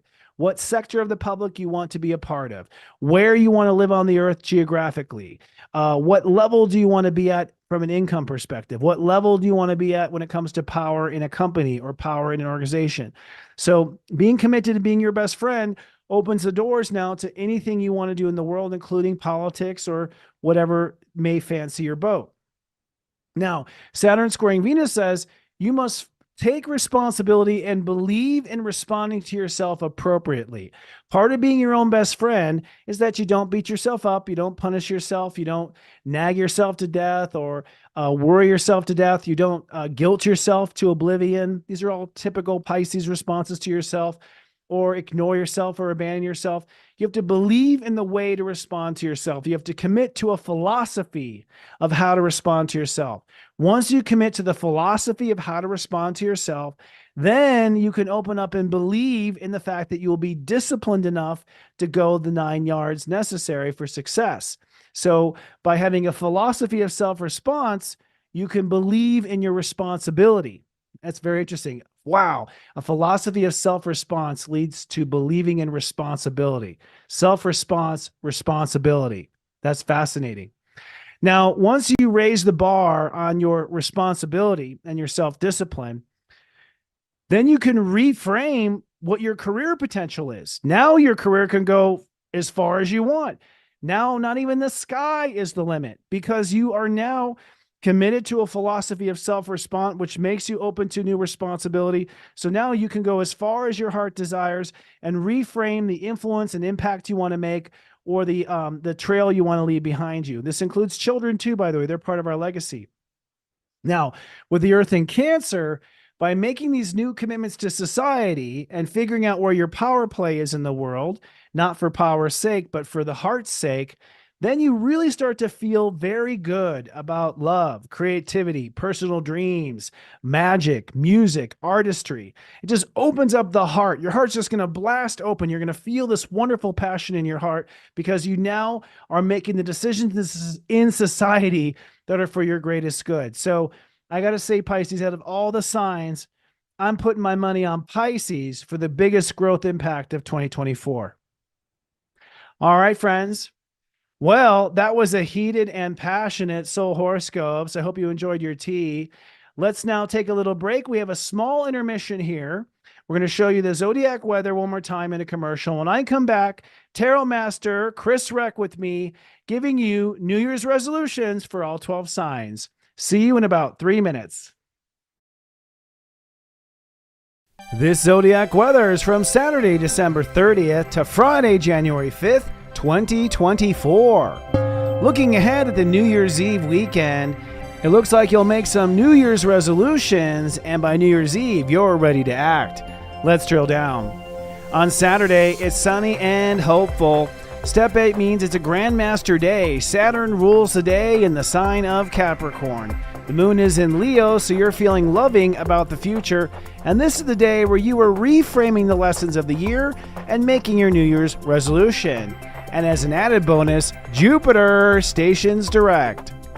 On Sunday, New Year's Eve, it's sunny and lighthearted. Step 9 means Mars rules the day, so everyone be careful tonight if you're going out. It's time to put your New Year's resolutions into motion before the new year and take a leap of faith. With the moon in Virgo, you may be a little hyper aware about your wardrobe. Moving on ahead to the new year and the first week of the new year. Over this first week, you're not going to waste any time. It's going to be time to move forward and change your discipline in daily life and also change how you feel about life. On Monday, it's sunny and hyper aware. Step 10 means Earth rules the day on this day. With the moon in Virgo, you are feeling all the details and maybe a consequence of whatever you did last night. On this day, you're holding space for new inner power and acknowledging the unknown. Also, things get clear when Mercury stations direct. And with Venus squaring Saturn, you are reconciling your belief in yourself with your karmic belief in general. On Tuesday, it's sunny and meticulous. Step 11 means Chiron rules the day, which, by the way, is now direct. The moon is in Virgo and then shifts into Libra, lightening up the load. On this day, you're coming into full alignment with your new inner power, and you may be considering the impossible. On Wednesday, it's sunny with a chance of rainbows. Step 12 means that Jupiter direct is ruling the day. The moon in Libra brings harmony and balance. And on this day, you're going to expand your options in daily life and accept a new belief in yourself and a new belief in life. On Thursday, it's sunny and just weird. Step 13 means Uranus rules the day. So this is a day where you will elevate your control or your ability to manage life to a new refined position. You're basically shifting timelines on this day. Mars enters into Capricorn to create the discipline necessary to make this happen. And the moon in the mid-degrees of Libra means you may have relationships on your mind as the moon opposes Chiron. And then on Friday, it's sunny and partnering.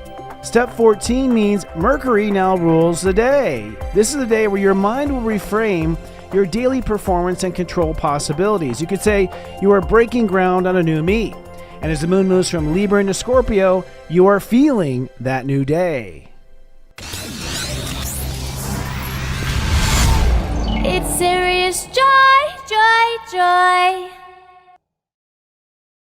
Astrology guidance? You can enjoy an entire month of personalized astrology services for just $3.99. At SiriusJoy, we pride ourselves on providing astrology enthusiasts with exactly what they're looking for. Daily personalized inspiration that speaks directly to the heart. Sign up today and you'll receive personalized messages straight to your phone 7 days a week. And that's just half of it. You'll also get access to our exclusive members-only site with tons of amazing features. Experience the most accurate astrology service on the web at Welcome to Astro Mingle, the spiritual podcast that mingles with the talented lightworkers and innovative influencers of our time.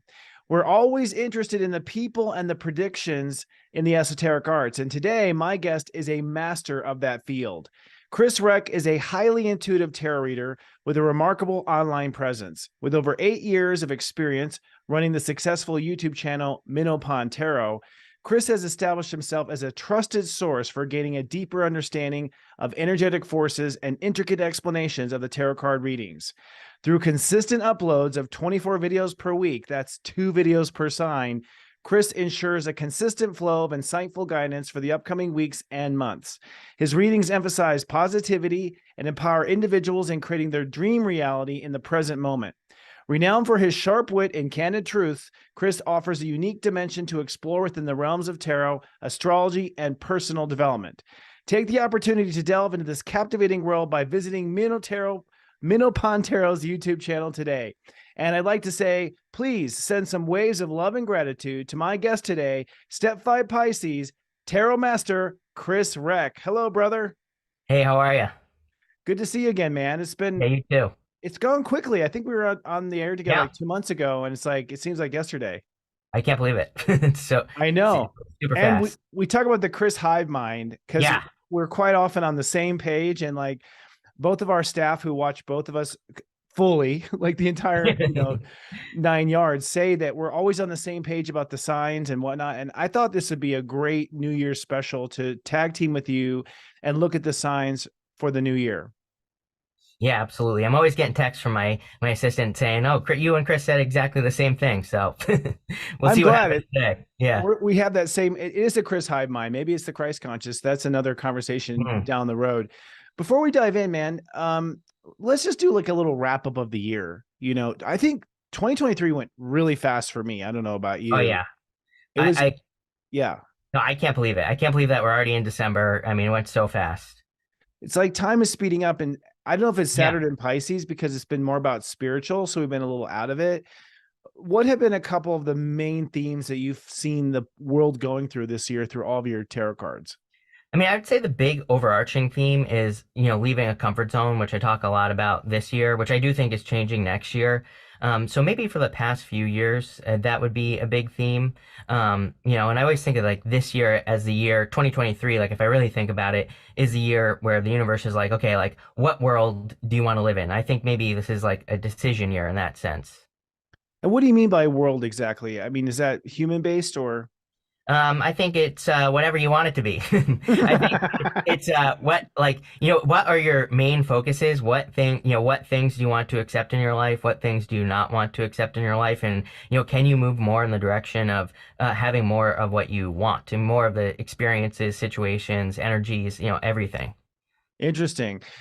From the astrology standpoint, this year Saturn entered into Pisces in March, and from the astrology point, that means that it's the end of a spiritual era, which would of course mean that it's the end of a physical world era. That's what I was asking you about, physical world. So we definitely see, and I saw that too. In the astrology aspect, it was a lot of wrapping up of like issues you've had with yourself since you were born, which then to me like freed you to see your world in a different way. Like your perception changed simply because you weren't beating yourself up like you used to be, or taking, crap from the world, or feeling low on yourself. So it's like those, pardon the pun, those Minnow Pond puddles dried up. Yeah, that definitely. I mean, and I guess that's what I mean by two worlds, because I've seen some people choose to stay, in that in their old lessons. And again, there's no right or wrong here, of course. And I've seen other people totally leave, so it makes perfect sense. What's your bet on that? Like I've asked people have asked me, can I be left behind? Do you feel like that they'll be able to catch up, or do you feel like people are literally choosing two realities right now? I think I think it's like a mixture of both. I think people are literally choosing between two realities right now. And, again, it's like just because you stay, it's not like your life is going to be horrible or, something like that. And I mean, unless it's someone who's doing something super toxic. But, I think maybe it's just like there's some lessons to learn and you can catch up or you can not. Just like how I look at astrology. I don't think it's good or bad, but either work with it or you don't. Yeah, I mean, there's been talk about, there's a lot of people out there in our business who have been talking about there's going to be a world of light of small communities, and there'll be a world of darkness and dystopia, and this will be two separate worlds. But I'm sort of the same thinking of you, in the sense of people may take more time to like face their stuff. Some people need to see other people do it first successfully, I think, before they jump into the minnow pond. So I wouldn't say like if people feel behind or that they weren't able to make the shift, I wouldn't say that the day is over, that you have no more chances ahead. It seems like people have different timelines, but the earth itself seems to be moving on to a new era, is what we're seeing. Yeah, I think, I say it to Pisces mostly all the time, but I think it's true for everyone with Pluto going into Aquarius. I'm like, I think the one spiritual thing you can do right now is be an inspiration, which is just become the best version of yourself and be an inspiration for other people. And that's, like you just said, even the people who haven't caught up, I think if they see someone who is an inspiration, then they will catch up because they'll kind of know what to do. Yeah, brilliantly said. Another big thing happening, you mentioned Pluto just now. Pluto is ending its Capricorn run. It does go back into Capricorn from September to November of next year. That's only at 29 degrees though. So I sort of feel like that's a final test, like God going, are you sure? Like that kind of thing. But it is a 15-year transit since 2008. So it's a long time of power struggle. Currently, the world is in a huge conundrum with power. We have the Ukraine issue. We had the issue erupt here with Israel and Palestine, of course. Where do you see world power shifting? Well, first of all, what did you see happening this year in the cards? Did you see it coming up in the cards? Yeah, so constant tower moments this year. I even said since the last year, 2022, at the end of the year, I started getting the tower all the time. And I mean, there are plenty of people that have seen it where I said there are going to be issues, there are going to be tower moments that come up. And, I'm sure I'm getting a little ahead of myself here, but, I think 2024 is going to be all about building. So this old structure is breaking, and you can either focus on the breaking or you can build something new. I think that's part of the two new worlds is you either are a builder or you're a breaker. There is no like in between in that sense. So I always tell people, it's like, yes, there's going to be a lot of things to worry about, a lot of things breaking, but you should just be building something new. That's like the best place to be. Definitely where our followers are, Yeah, absolutely. or at least, people watching with popcorn, the buildings come down. Yeah, right. That kind of thing. So what does the tower exactly mean, just for reference to my subscribers who may not know? Yeah, so personally, I like the tower. I know everybody freaks out when they see it. Some consider it to be the worst card, but really, Yeah. the tower is just about ignoring reality, which it seems like a lot of these things, a lot of the issues that we're facing are from ignoring reality. And so the tower, those people are being brought down to earth because they've built those walls up around them, trying to protect themselves from reality. And so they're just being brought back down to reality. Okay, so it's sort of like being forced into the pond. Yeah, Like, yeah, exactly, and being forced to the truth as well, really. And they never get reduced all the way down. So there's always, it's really not as bad as it seems because they always get down to the foundation. yeah. I've always, and if there's a house of cards, that would also be a tower too. Like if you're Yeah, totally absolutely. building on illusion, building on top of illusion, that sort of thing. Another big theme this year was Jupiter and Taurus, and it only went, I think, so far as I think 10 or 11 degrees, 10 degrees, I believe, building self-worth for people. Have you seen that in your cards amongst the signs? Yeah, so I always get for Jupiter and Taurus about like freedom and also this weird thing. Like I know Taurus is the head, but I always like my brain is always like heart, even more intuitive. So I'm like, yeah, Taurus is the head, but everybody's moving towards the heart. It's funny because, last year I said, someone asked me something about the lottery. I'm like, well, we're going to have record high lottery numbers because Jupiter's in Taurus because, to me, Jupiter in Taurus is like get rich slow, don't get rich quick. And I wasn't wrong. There have been like two Powerballs over $1 billion since that happened. So I keep telling people, I'm like, work on permanent things, work on things that, bring more freedom into your life, whatever that means for you. That's what I focus on there. Yeah, and the astrology is focused on that all happening as a consequence of the two, what we talked about. Jupiter is basically sextiling Saturn and Pisces. So it's like these karmic puddles drying up with myself, where I've been beating up on myself since my rotten childhood. Mm. I incarnate into a family that sort of, I think, continued a pattern I always had. And as I sort of face the issues of being hard on myself and continuing my family's karma or anyone else's karma, then suddenly as they drop, my self-worth starts to go higher. As my self-worth starts to go higher, now suddenly I'm drawing in more opportunities. So it's this interesting sort of tug and pull on almost like an entanglement of karma is what I've noticed astrologically. Yeah, super. And I always look at Neptune and Pisces as like a direct challenge to traditional belief. So, any belief that we were like raised with or whatever, is going to be challenged with during Neptune and Pisces, as far as I'm concerned, too. Yeah, Neptune and Pisces is also a morality code as well Yeah. in astrology. And it's like, and it's high degrees, it's like high morality. The last time Neptune was in this degree of Pisces was right before the American Civil War. And Wow. Yeah. I feel like it's when a fraction of America said, this is immoral, this much stop. And you sort of see that morality card being dropped, which is interesting because I have seen that, in social media and stuff, like from perspectives of whether or not we should be in a war with Ukraine, whether or not, or we should be funding Ukraine, whether or not, especially towards the end of the year, actually, with Israel and Palestine, that was literally a potential holy war. Yeah. Yeah. I mean, that's a great point, too. Neptune, Pisces, Holy War. Yeah, Yeah. it's interesting. And I kind of feel like, the last time it was a holy war in the sense of it's immoral to enslave people. I know there's also an economic portion to that too. If you look at history, it was also about, I think, banking and others types of stuff, but certainly seeing that this whole year, like finally building to a head, a lot of things that I think had gone silent prior to that. Another thing that happened astrologically this year is we had the North Node move into Aries for the first time since 2004, and the South Node in Libra. And the South Node in Libra would indicate that there would be relationship changes. It's been in the high degrees of Libra, which is mostly about collaboration. And I was expecting a lot of relationships to fall apart, but I had noticed once it happened, I realized, oh, they already have fallen apart. Like I didn't really see anything really falling apart, but I did see all the sort of collaborations coming together, including with yours truly here and you, what have you seen in relationships through this year in the cards? Yeah, so like two things. The thing that stands out to me is Two of Cups, for example, comes up in all the readings, and so I'm like, oh, this has been happening since like 2020, and I used to always talk about how I think that change happened. It's something that I noticed, which when I notice something, it's pretty weird because, I do so many readings. So I notice these trends when they happen. And so Two of Cups started coming up all the time. And I was like, oh, Two of Cups is you and someone who's very different than your usual type. So it's almost like we're attracting a totally different type. And like you just said, the other thing that I constantly have been noticing is that it's almost as if people are realizing that people have been telling you exactly who they are right up front.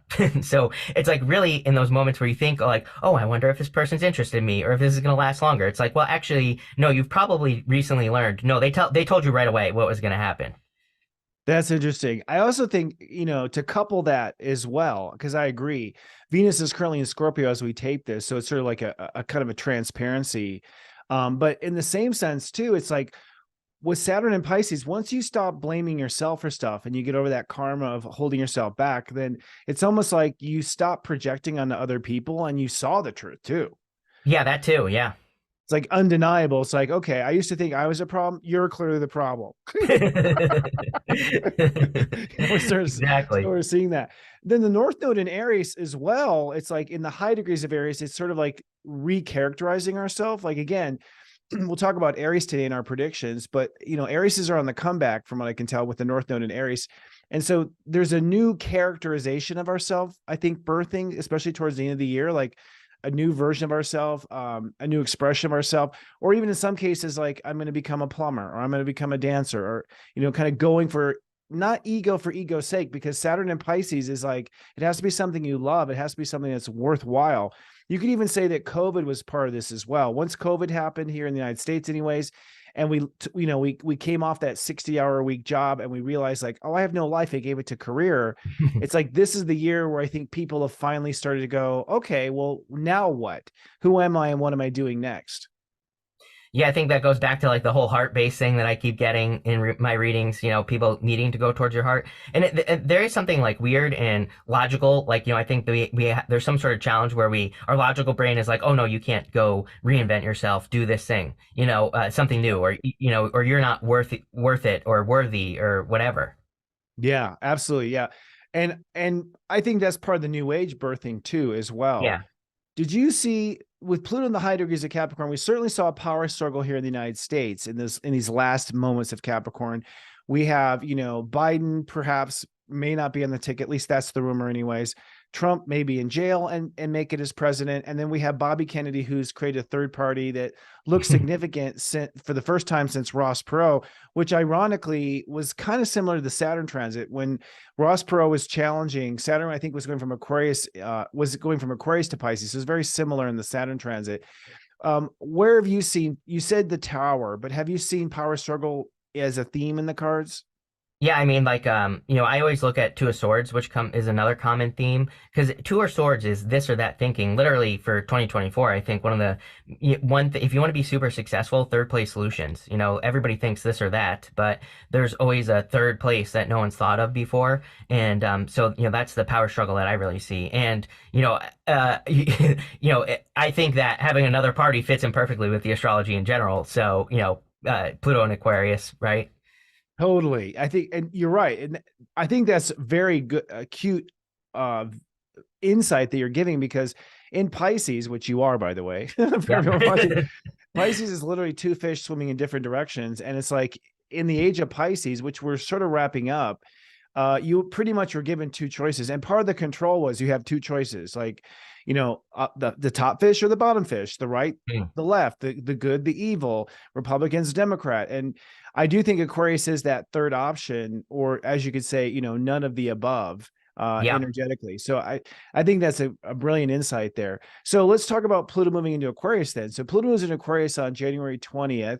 It already made a dent, to use your language, for a moment this year, which I think was just sort of, it was at the beginning of the year from like January to like March to April or so. It said, and that time, I think it gave the universe like, hey, you have other options. So I think it introduced that there might be a third option, but now it's going to really take hold and go to 2 degrees in 2024.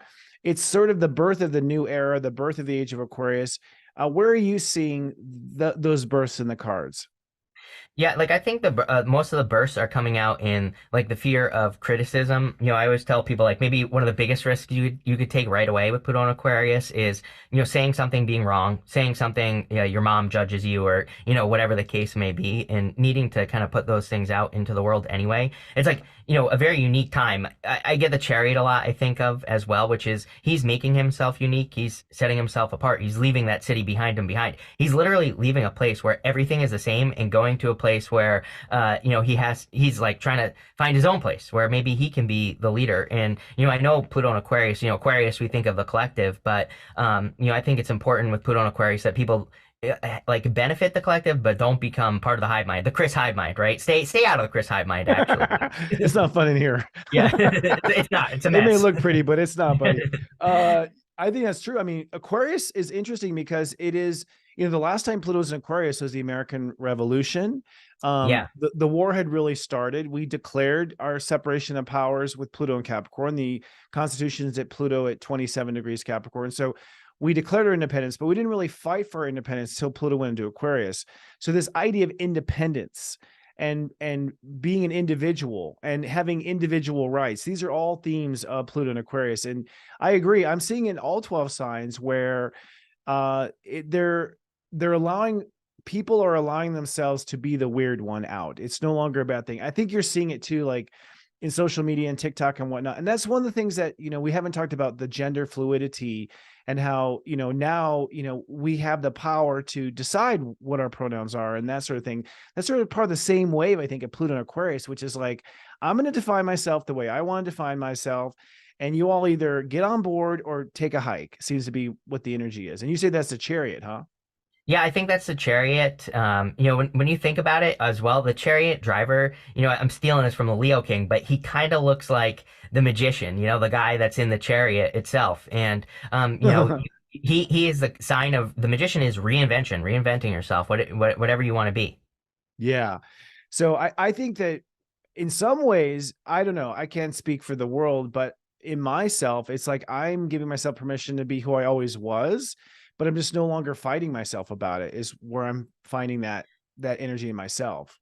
Well, I mean, Taurus, I'm always calling you out for imposter syndrome, even you'll see when we get to our New Year's resolutions here. But, I think that's what it's all about for Taurus. So, it's just being who you already are. Yeah, that's true. I think we're very sensitive and we don't want to disappoint people, I think is part of it. Another theme going on. So let's talk about 2024. We have Pluto and Aquarius, which you talked about. So it's like the birth of independence, a shift of power, a third option, a third party, just that other really a third perspective really shifts everything because we've been caught in that duality. Saturn is going to be in Pisces and go through the early degrees and make it up to the mid-teens. So it looks like we're going to wrap up our karma with ourselves once and for all and really be empowered by it. Neptune will hit 29 degrees Pisces, which is the same degree the Civil War started in April. Are you seeing any world conflicts, coming up in the cards or hints of that? Yeah, I mean, other than the Tower, like to me, it's such a wild card right now because I also I had this, I'll just tell you, I had this I don't know, I would call it a vision or something like this, but I had this idea of kind of like the Trojan horse popping into my head just in general. And so I've had this this recurring kind of like vision of this Trojan horse thing, and but almost like a positive Trojan horse where maybe it looks like things are going to happen, but nothing actually happens, or it's not as bad as people that make it out to be. And kind of like along those same lines, I started like meditating on it, and I started like seeing in the future people like looking back over the last 10 years. We're talking 10 years from now, like right now, and I saw like a lot of people being like, oh my God, I worried about all these things and I didn't get anything done. So I'm like, listen, people, Neptune and Pisces, your crazy ass dream, your crazy idea. Saturn and Pisces, bring that dream down to earth. Don't worry about all the craziness that's going on. I think that I'm not saying anything is going to come to save us, because I don't think anything is going to come and save us, but I think we're going to save ourselves. Number one, third place solutions. But also, I think that we can save ourselves by, building something great, whatever that is for you. I think that's great. I was sort of comparing this moment to, the Pilgrims landing on Plymouth Rock. It's like the age of Aquarius is technically 100 years from now, as far as astrology and the actual math calculations. Of course, that's the bell curve. That's when most of the population is at that consciousness. But it seems like 2024 is sort of landing on Plymouth Rock. Like if those pilgrims didn't risk everything, like total fantasy, it may be, we don't even know if the earth is flat or round. I'm talking about back in 1492. So like, talk about fantasy. You get on this ship for this promised world that you're going to be rich and have all the land you want. So we're sort of like looking a little crazy to get on that ship. But if those pilgrims hadn't gotten on that ship, there would have been no 1776 and the Declaration of Independence. it seems the same next year in 2024 for the individuals. It's like, if you know in your heart there's a promised land out there, you want to be the first one to stake that territory. If you have the courage and you have the conviction, then get on that Mayflower. Yeah, I totally agree. Yeah, interesting.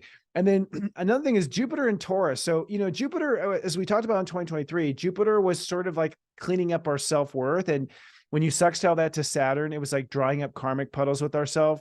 But Jupiter will now move past step 10 and into all the degrees into Gemini. And with Uranus, it's going to conjoin Uranus. I believe it's step 21, which is a very fertile degree for them to conjoin. There's sort of unlimited possibilities.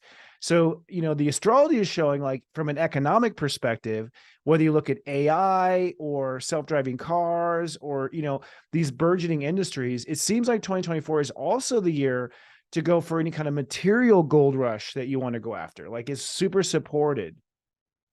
Yeah, I totally agree. I mean, all the energy, I think of all that energy, Uranus and Taurus, Jupiter and Taurus, and like technology. I think that both really, any new technologies, I know people are worried about AI, but like I tell people, it's like far from perfect, number one. And also it's, use it. It's like a calculator. It's only as smart as what you put into it. And, it can be very useful for like coming up with ideas, all sorts of stuff. Yeah, the other thing people need to know about AI, since we're on that topic, is that, like, it's learning from us. Right. So if you don't if like what it tells you, correct it. Correct it. Yeah. It actually is listening and it is learning from what you say. So the more people that correct it, and they built the algorithms that way to be responsive to the population. And so we sort of have this like overlord 1984 Orwell sort of feeling of AI, and it does have that potential. There's no question. But one of the things about AI that I noticed too, Pluto moving to Aquarius is the birth of the age of light. I think that the spiritual lightwork industry, for instance, is going to grow continuously for the next 24 years. And I've been arguing, like, that's the one job AI won't take over. I don't think AI is going to pull my tarot cards. Yep, it's not going to pull your tarot cards. I encourage people to have experiences as well. I mean, I think that having, applying your own experience to things, like if you're worried, if you have a job, it's like, learn about it, have experiences with that, and then share your experience. It's like your experience. No one, you are the robot in that sense. So, that's what I would do. Yeah, absolutely. And then, looking at the astrology ahead, I don't know if you how do you work as far as yearly predictions? Do you pull cards for the whole year for the whole country, or, have you done that yet? Or are we taping before that? I know we're taping ahead of this date.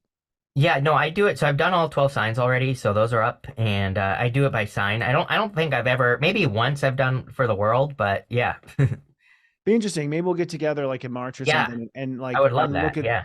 And scope out the world. The reason is because looking at the astrology, and by the way, we're here to help individuals. Chris and I are, we have the Chris hive mind in that sense that we both are naturally aligned in the sense that you are the solution. You watching right now, you are the one that's going to change the world. But also, we're swimming in an ocean, not a pond, in that regard. So what's the temperament of the ocean? It looks like the temperament of the ocean climax is around April. We have a solar eclipse on April 7th at 19 degrees that conjuncts Chiron. So in that moment, the world is going to sort of feel healed. I think that's the last, nail in the coffin of the old self regrets, the old self issues. And then Jupiter will finish in Taurus and then goes into Gemini in late May. And it looks like at that point, from May till election time, there's going to be a lot of rhetoric. There's going to be Jupiter and Gemini means a lot of communication. You're going to be super hyped up in that year, being a step 5 Pisces. Are you seeing a lot of noise, I guess, versus signal in the upcoming year?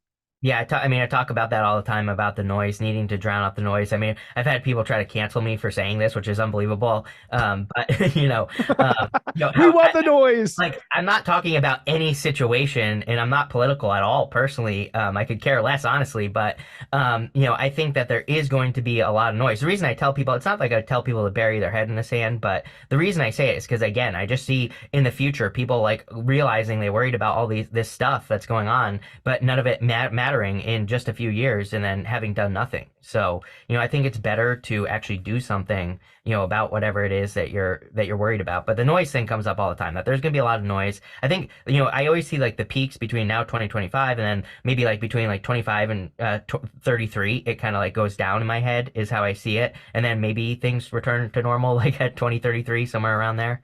Yeah, and that sort of echoes the American Revolution and the time period of it as well. If you look back and compare how long it took for America to get smooth coasting Hmm. in these new freedoms and to enjoy these new freedoms, I concur with you, by the way. I really feel like what's different about the age of Pisces and the age of Aquarius is in the age of Pisces, it's like two sides made a difference. It was two sides fighting each Hmm. other, the two fish. In Aquarius, you, the individual, it's a spiritual democracy. So as much as you can be, distracted by the noise, it really is meant to distract you. It's part of the old power regime, the old power for power's sake. And so if you can focus on yourself, put your head down, you being who you are is what's changing the world. From what I can tell in the astrology, you're not going to change it by going after the old power mechanisms, which is, boycotting is powerful. These old methods of power, I think, are less powerful looking forward.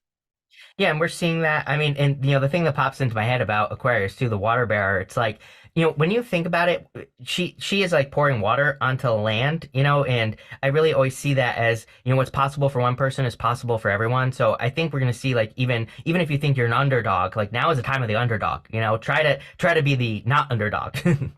Yeah, totally. And actually take advantage of the chaos. It's like Yeah, absolutely. when Yep. it's not noise, when it's not chaos, people are trying to stop you. They have more time and attention to focus on, like, race ahead, take advantage of that moment. Because sometimes when you take advantage of chaos, you end up on top just because you were focused in that moment.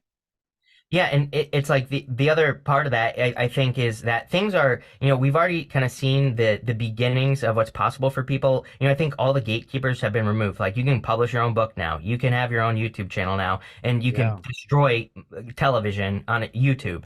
So, I think that we've been warmed up to this point, and it's like now is like stepping onto stage. Now is the time to actually say, okay, did you learn that there are no gatekeepers and you can just do whatever you want, or are you going to still go back to the gatekeeper? Well said, man. And I think we saw some of that this year with, like, and I'm not choosing sides. I'm just citing an example. Tucker Yeah. Carlson got fired from Fox, and his numbers are like quadruple, 5 times what he was getting on Fox. So it's sort of, it seems like that's one of the things that died this year was legacy media. And its replacement, it may seem like it's there, but it's really not. Like, this is the time to express yourself in this upcoming year, I think. Yeah, and I think it doesn't fit into the old system. One of my favorite books of all time, Science of Getting Rich. He says it's a very old book. This guy was way ahead of his time, Wallace Wattles, and he says that, we're going from a time of competition to co-creation. And when you think about like legacy media, the way that it operates, the way it collects money, it's all competition. It's all, kind of like that old world. And he says that, these people, he calls them the titans of industry. It's like without them, we wouldn't have gotten to this place where we can be co-creative in the first place. So it's not about like hating or anything like that. I agree. It's a natural course of evolution. Like, you had to consolidate power to build up an infrastructure that empowers the individual. So, Right. no way you're going to coordinate all the individuals on earth to come together without the internet. You had to have these titans of power that started probably with Yep. Rockefeller and oil and went all the way to Zuckerberg and internet. But now that everyone has these same tools and the gatekeepers have been removed, now, yeah, the power shifts naturally, organically to the individual. So, we're grateful to say goodbye. Yeah. Thank you, but don't Yeah, look at the thank way you. it shows. Yeah. So Yep. this is great, man. Let's shift power, shift focus now. And I thought it'd be great to do New Year's resolutions for all 12 signs, and we can go back and forth to introduce them. I came up with 2 resolutions per sign. And so for all 12 signs, you all can kind of write these down. This is Chris and I doing our Chris Hive Mind on the scope of it. I try to do one resolution, which you're going to like, and one resolution that you're going to have to step up to. And we'll start, of course, we'll just go in the order of the zodiac. We'll start with the Aries. And I'll just say with Aries, Aries are at a pivotal moment right now with the North Node in their sign, with Chiron halfway through their sign. They're being made over. And I've been saying on my channel, like, the Aries in the old era were heroes. And now that everyone is being forced to be their own hero, they're sort of out of a job. Like, I think they're trying to find their own identity now in this new age, because they've been kind of part of the age of Aries. They were the fighters. In the age of Pisces, they were heroes. What's an Aries going to be now? Like maybe an influencer? I don't know. But so my resolutions for Aries is to once again be the best. So, and by the way, I recommend that you kind of toast to this on New Year's or write it down or journal, by the way. I think the first resolution is to once again be the best. Like, it's time to identify what you can be the best at. And you are motivated by being the best, Aries. So let's be honest. But by doing that, you force everyone to get up off their can and do something. So I think it's to identify, to once again be the best. And the second is to raise their prices. And everyone says they love money or whatever, but I think Aries is actually, ironically, they're hard workers, but they don't like to work. Like, so I think to raise your prices, you're thinking, oh God, that means I've got to do this, I got to do that, blah, blah, blah. But I do think this is a time to raise your prices if you're an Aries. What do you pick up for the Aries? Yeah, so I channeled all mine, and I channeled Steve Jobs for you for some reason. Stay hungry, stay foolish. That's what immediately popped into my head for Aries. I totally agree. Like, all my readings as well for Aries are all about, kind of doing their own thing, and really that's where I get this whole message from them of they've been like training for maybe the past 4 or 5 years or so before whatever they're about to step into. But yeah, that's what I get for Aries. Pretty simple. Yeah, pretty simple. And the South Node's in Libra, so I think Aries are changing relationships too, I'll just say. Yep, absolutely. There'll be a relationship swap out or upgrade or for the first time because they can be solo artists. Yeah. Excellent. All right, Tauruses. Tauruses have a lot of energy. Like, the universe is investing in Taurus. They have Jupiter in Taurus for the first time since 2011, 2012. We have Uranus in Taurus for the first time since 1938. So Tauruses are being upgraded in a big way. My New Year's resolution for Taurus is to show the world what I am made of, to show the world what I'm made of. And I think that comes from Saturn and Pisces. I think Taurus has been a little reserved. They don't always show their cards, but I think it's time to sort of reveal their cards and reveal their magic. And the second is to walk away from bad investments of time. I think Tauruses overinvest and give their time. They see value in everything, so they tend to overinvest. I think the hard part for Taurus is to say no this year. I think more no's lead to better yeses. So to walk away from bad investments of time. What is your prediction for Taurus? Or very similar. I said, okay, good. I said face fears of the new and not being good enough. So I think it's, two fears, something new and not being good enough to do something that you are good enough to do in the first place. That's good. And I think the new part is all about the comfort factor of Taurus. Like, we just get so comfortable. We like new shiny stuff, but we're just so comfortable in the old grungy stuff. Well, I wonder as well, like, I think, you said 2012. I was like, oh, okay, Taurus, you need to think back to 2012. Like, what were you doing at that time? Because I have a feeling just intuitively that Taurus is going to revisit something from 2012. Very similar story. To be honest, like, when change that story. Yeah, actually, and this tells you how slow we are. I'm now doing things I thought of in 2012. There you go. It took a whole Jupiter 12 years for me to get around. Actually, I tried. I moved as fast as I could. I'm just big, like energetically. Yeah. Yeah. Awesome. Gemini's, Gemini's with Jupiter and Uranus and Taurus, there's a lot of faith building going on behind the scenes for Gemini, in fairness. Like, so they are trying to find their faith, and faith is not an idea, Gemini. You're not going to find it in your mind. So I think it's one of the things I want to say. But my New Year's resolution for Gemini is based on Saturn to climb my own ladder, I think Geminis have tended to always climb someone else's ladder, but with Saturn in the 10th house, I think, and Neptune there, this is a first for them. I think they're going to go out on a limb and do their own thing. So to climb my own ladder and to shift my power from thinking to intuition, I think the new age Gemini needs to acknowledge their psychic intuitive side. I think what happens in Gemini is they intuitively pick up the answer is right, and then their logical mind just acts like it knew it and it was smart. Like, I think in reality they intuited it. So I think to shift power to the intuition is going to be a key for them this year. What about you?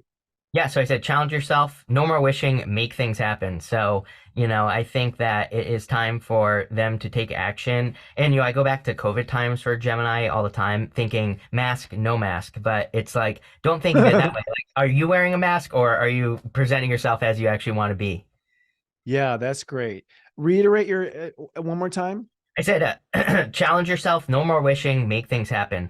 It was a no more wishing that I thought was very interesting too. I do think you're right on that. I mean, I'm just talking about their character in the sense that their mind like Gemini's like the one who will like buy a lotto ticket and just be gone for the day imagining it. Like they're just like wishing and thinking about what they do with it. They just completely lose touch. And then they don't win the lottery and they realize they missed a week of work. Right. Like so the wishing thing I thought was really poignant there. Yeah. Cancers. Cancers are what's interesting about cancers is with Jupiter and Uranus, it's in their 11th house. So I think they're coming into a new social world. Like and seeing themselves in the world in a different way. With Pluto in their 7th house, I think they're at the same time getting out of codependent relationships, which has been like their bane of existence since the day they were born. So I think we're about to see a new Cancer we've never seen before. So my prediction, my news resolution for Cancer is to go where I am appreciated. So to leave behind where I'm not appreciated and to go where I'm appreciated and to start over with my relationship approach. Like, so Cancers, I love you, but you've got relationships all wrong. Like, I think like they're all old age. They're all master disciple. They're all slave, slave owner. It's very old school in the power structure. I think Cancers kind of like that. And they romanticize that in a way, being taken care of or taking care of the little wife, that sort of thing.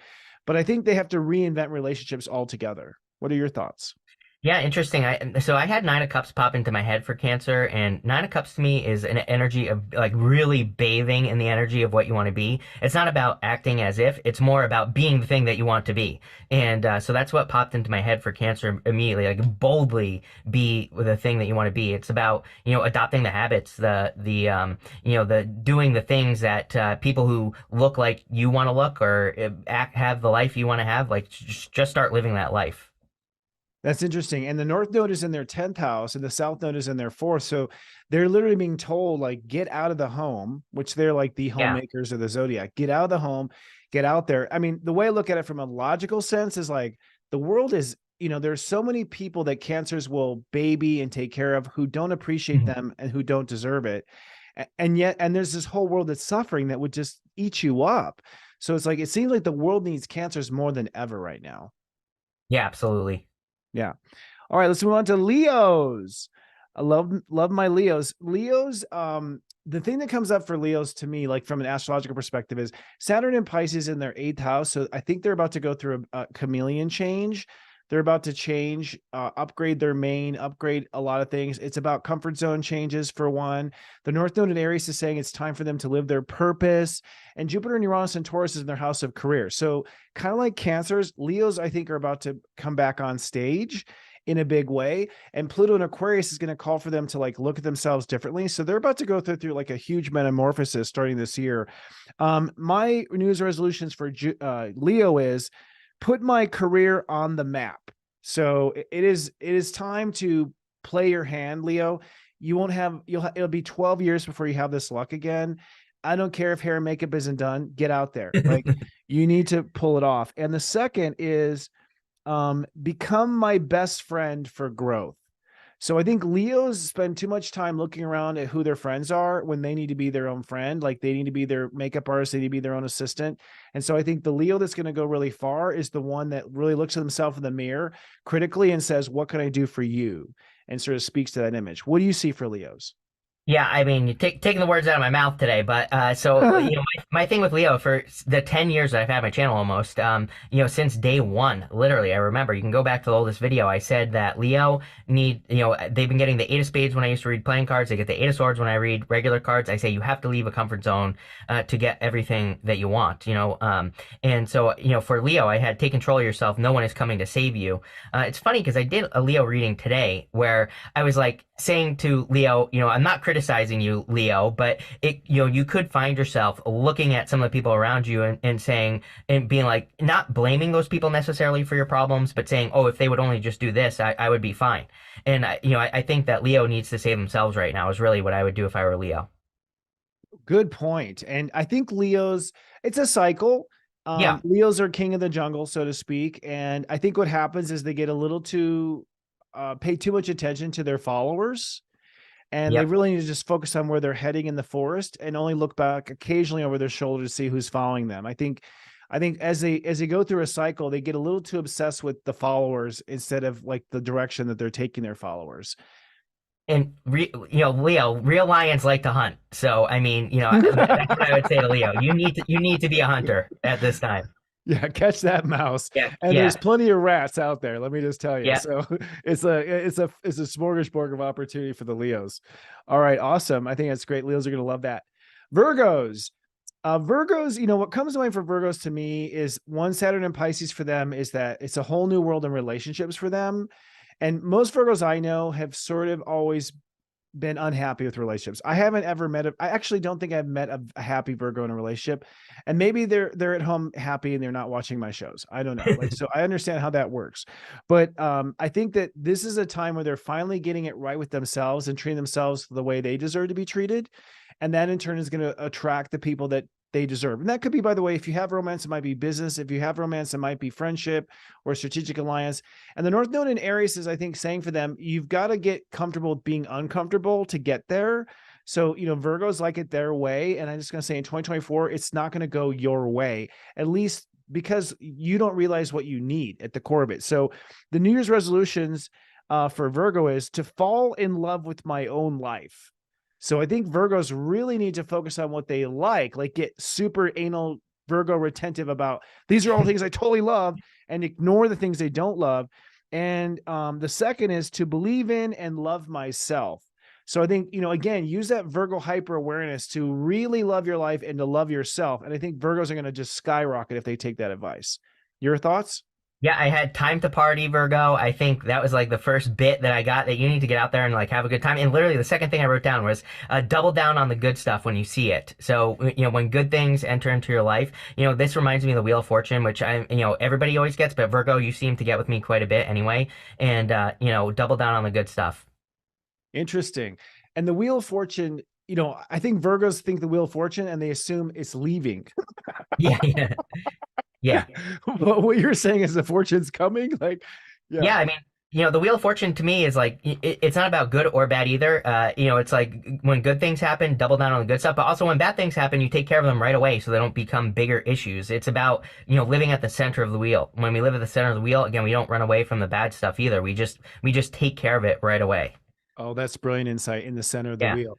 The last one I'll say for Virgos is Pluto and Capricorn for the last 15 years has been them revolutionizing their ideas of love. And I think Virgos have always been very controlling around love. That's it's kind of paradoxical because they want it exactly the way they want it and then they're never satisfied. And I got to tell you, Virgo, it's only satisfying when it's something you didn't control, when it's a surprise that came upon you, so I think they're finally taking their hands off of having to control love or having to control creativity, which I think puts them in the place to be in the center of that wheel. Yeah, love is not logical. I say that all the time. And, so if you're trying to make it logical, it's just never going to work. Well, I know Virgos, it's like they come up, they're like, I want a man that's this way and this way and this way and this way and this way and this way. And I'm just like, where's the fun in that? Then go create a robot at Tesla, if that's what you want, kind of thing. So I think they're freeing themselves from that this year, which is really great. And I'm excited to see Virgos, just to wrap up on them. It's I've seen them very much unhappy and dissatisfied. And I think this year, this might be the first year we might see a Virgo smile. Love it. All right. So Libras are an interesting place because, Pluto moving Capricorn, they've had a lot of issues with being emotionally grounded. They live in their mind. And so they're usually quite often they can be a wreck, and they don't realize it because they're so busy thinking back and forth. But with the South Node in their sign, the universe is saying, you got to step away from your old ego and step into the relationships that actually work with the North Node in Aries. Because I think their ego has been wrapped up in trying to make something, it's almost like a puzzle for them to make a bad relationship work is sort of an ego kind of win-win thing. It's the Aries part of them, where they kind of, look proud of themselves. So God is saying, let go of the ego and go for what actually works. So my resolutions for Libra is forget everyone, follow my heart. Okay. So we're saying leave behind the people you've been doing and abandon all relationships that don't work. So I'm giving Libra a free ride here to basically go off in the sunset and follow your heart. What are your thoughts on Libra? Again, very similar. I have a release loss. What you want comes from another perspective. So, I'm always getting that, Libra, bouncing those things out. I'm always getting Libra. I know you're all sick and tired of hearing me say Aries. So it's I'm always talking about the Aries thing with you and how, there's something you have to release. And it makes perfect sense. Yeah. And what's funny is Libras, they are humble. They are diplomats. They are humanitarians. but they're actually very controlling. You know, like they want world peace their way. You know, like kind of thing. So I think what you're saying and what's coming up in the astrology too is like, if it would have worked, it would have worked by now. So it's like, I think it's time to call the race. It's a new era. Let it go and try a new way. Yeah. And I think, this is like very collective too, is like, I've been getting a lot of what I call Tinkerbell readings, right? Where I say, if you don't believe, it's not going to happen. But it's more like, I think we need to believe in the magic, like magical things can happen, good things can happen for us, all that. That's a good point. I think Neptune, these high degrees of Pisces, is in the magic. And I just want to say, Jupiter in Taurus makes life manifest faster. It makes everything more fertile. So, this is the time to believe in magic, certainly. And Pluto in Aquarius is sort of opening up magic that probably wasn't there in the Dark Ages, but is now. So I agree on that notion. It is definitely time to believe in magic. And Libras especially, because they are, they're very, because they're so relatable, you think they're like you, but they're not. They're just relating to you. They're very much in their mind and very logical. And I think you're right. Like, focus on the magic for sure. Yeah. Brilliant insight. Scorpios are interesting in the sense that, for one, the North Node in Aries means it's like Scorpios have sort of, I think, always been the martyr. So Saturn in Pisces is saying it's time for Scorpios to get what their heart wants. Scorpios are actually very loving in the sense that they would usually sacrifice their heart for other people, and they assumed that they would get their turn, and they never did. Like, it was like they ended up cheated out of it the last minute, or being stolen from, or crossing a boundary. And so in this year, it seems like it's time to go for their heart. And it's also time to no longer be the slave. I think they've let themselves be the slave at work. They've really, that's the North Node in their 6th house. And move away from this karmic story that the world's out to get them. I think the world was out to get them, but I think that was the old era. In fairness, you were right, but that's over now. Like, this is the new age. And we also need enlightened Scorpios to like be the guardians of the new future. Like, there are new hazards we need to look out for, like AI and other things. So it's like Scorpios have to move away from the old battle and look at like the new scene of where we need police work. So my resolution for Scorpio is, let my dreams come true. And I say let because you're the one that would prevent it from happening, because you would doubt it. And give myself what I give others. Those are resolutions, I think, for Scorpios. What are your thoughts? Yeah, I like that. I have maintain your independence and focus on resources. I saw like a scorpion, and it's like, you think about a scorpion maybe lives under like one rock, right? But I think it's also time for you to hunt, just like Leo. I think it's time for you to maybe go explore other rocks, like see what else is out there, find new bugs to eat, stuff like that. So I feel that there's like this opportunity for Scorpio to, you're only, staying where you are, you're only going to get those resources right there. It's like, whatever you do, Scorpio, in your life, I just see all these like other spots in my head where, you can go over here, you can skitter over here, get something from over here, go over here, get something from over here. So it's almost like you're, you have the opportunity to build these resources, which could be like skills, talents, money, could be anything. Yeah. And I also feel, Jupiter and Uranus are in their house of relationships. I think, again, Scorpios have issues with self-love. So they've had a lot of relationships that are based on them not loving themselves. And so they attracted people who didn't love them the way they want to be loved. But with Jupiter and Uranus the 7th, it's like Scorpions might find themselves dating birds now, like maybe out of the whole insect realm. Like, and if there's one like insect that could like make love to a cat, it'd be a Scorpio. Like, they know how to they can get any creature into bed. So it's like, I think when you speak about like out of your comfort zone, I think a lot of it is relationships. I think Scorpios have tend to avoid certain types because they don't want the headache. And so they prejudge and they go, I don't want to deal with that person. I want to deal with that person. When really there might be a golden opportunity there if you're just willing to be a little more flexible with your own personal boundaries, I think. I've been telling everyone to give people like 3 dates. I'm like, you're not going to fall in love in the first date, the second date. It's going to happen on the third date. So, if you meet a person who's decent enough, like it's I don't know if anyone is out here running around on these streets, but it's like a war zone. So I tell everybody, I'm like 3 dates if they're nice enough, and see how it goes. Yeah, that's a good point. I think it's especially for Scorpio too. And don't sleep with them until the 4th date. Yeah, 4th date. There you go. And don't talk about astrology until the 4th date either. You don't want don't drop the astrology, ask them their sign, or don't call their mother, ask them for the birth time. Wait until the 4th date. Yeah, exactly. I think they're really good with covert operation like that, and information. Like they're good. A lot of times their questions are loaded. Like they seem innocent, but they're drawing out intelligence there. They're gathering intelligence. Yeah. Yeah. Sagittariuses. Sages are interesting. I keep telling everyone, like, kiss your Sag, because they're going to leave. Like they're about to, I think, shift. They are social butterflies, and they're about to fly to a new garden, I think. So, enjoy them while you got them. The North Node in Aries is in their house of love. So I think Sagittarius are about to fall in love or follow their heart or fall in love with something. And the South Node in Libra is like, get to leave behind probably a group or association, or a group of friends, or a place in society. I think they're also moving on to new economic potential, because Pluto has been in 15 years in their house of finances and money. So I think that they finally have money down. Sagittarius were always like, buddy, can you spare a dime, after they paid for everyone's drinks at the bar? So they've always been sort of that person. So I think we're looking at a new Sagittarius, model coming out here. The resolutions I gave for them was, live a life of ease is the first thing, and choose only my favorites. So live a life of ease in the sense of, I think they tend to stress out a little bit. They obviously overthink it. They over philosophize it. It's just like, go ahead and take the easy ride. Just because you take the path of least resistance doesn't mean you're lazy. It's basically what I'm saying. So live the life of ease, and to choose only their favorites. I think that's a real key of intelligence, because Sagittarius can pretty much get along with everyone. Like they will end up, if you see them at a party, they'll end up talking to everyone there. They have no class distinctions or whatever. And because they get along with everyone, I think sometimes they don't pick their favorites. So I'm saying to them, with the North Node in Aries, it's like, it's time to pick your absolute favorite, because I think it ends up inspiring everyone. What are your thoughts with Sagittarius? I mean, you just confirmed something major for me. I've been doing these Sagittarius readings where it's like I see this reunion and then someone leaving the door. I literally have been saying this in Sagittarius readings, and it's like you reunite with your family who's maybe like a little bit toxic, and you have the reunion, it's nice, and then you walk away and that's it.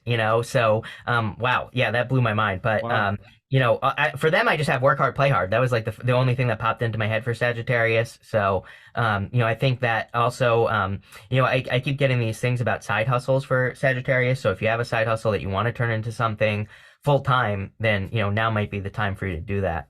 Astrology affirms that Jupiter and Uranus are in their house of work and daily life. So I think I think they fall into routines in their daily life. They're so spontaneous, and they'll try things off the cuff and do things other people wouldn't do. And they can do that because they're so routine based in their other parts of their life, like jobs or whatever. And Jupiter and Uranus is saying, okay, it's time to mix that up and find a lifestyle that you really enjoy, which I think is that side hustle, or doing something you've always wanted on the side, and moving forward. And, relationships, I say, are around the corner for Sagittarius. When Jupiter goes into Gemini, they're going to be really prime for relationships. And the first thing it'll be is a tour of exes. So if you start seeing a lot of exes showing up, that's because you're ready to move on to a new relationship. And I think that might be happening for the Sagittarius.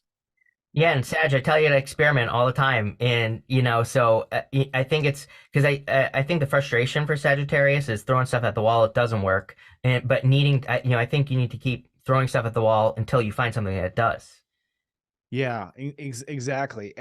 And the thing is I think the thing about Sag is you don't have to know, like, for the rest of the Sagittarius love to know, like they love to know. But here's a little secret that Chris and I can share with you. We didn't know when we got started. We just started, and we figured it out as we went along. So I think for Sagittarius is, give yourself permission to learn as you go. You don't have to know everything out of the gate, I think, is one of the keys, wisdom points for them. Okay, excellent. Capricorns are wrapping up. This is a great year for Capricorns. I would definitely open up an extra bottle of champagne on New Year's, because Pluto's been in your sign for 15 years. It's going to dip back in September to November. So there's going to be one final trial. Like the devil will try to tempt you back one last time. And, you kind of deserve that, because you hold on so hard. You hold on the side of the pool. You have to stomp on your hand to get you to let go of the side of the pool. So that's your own doing, Capricorns. But I do think that the worst is behind you. Like at this point, you can go ahead and plan your business and plan to go forward. The other thing with Capricorns is, like, I think God is like birthing conscious capitalism with Capricorns now. Like Capricorns in the old era were like wanted power for power's sake, wanted money for money's sake.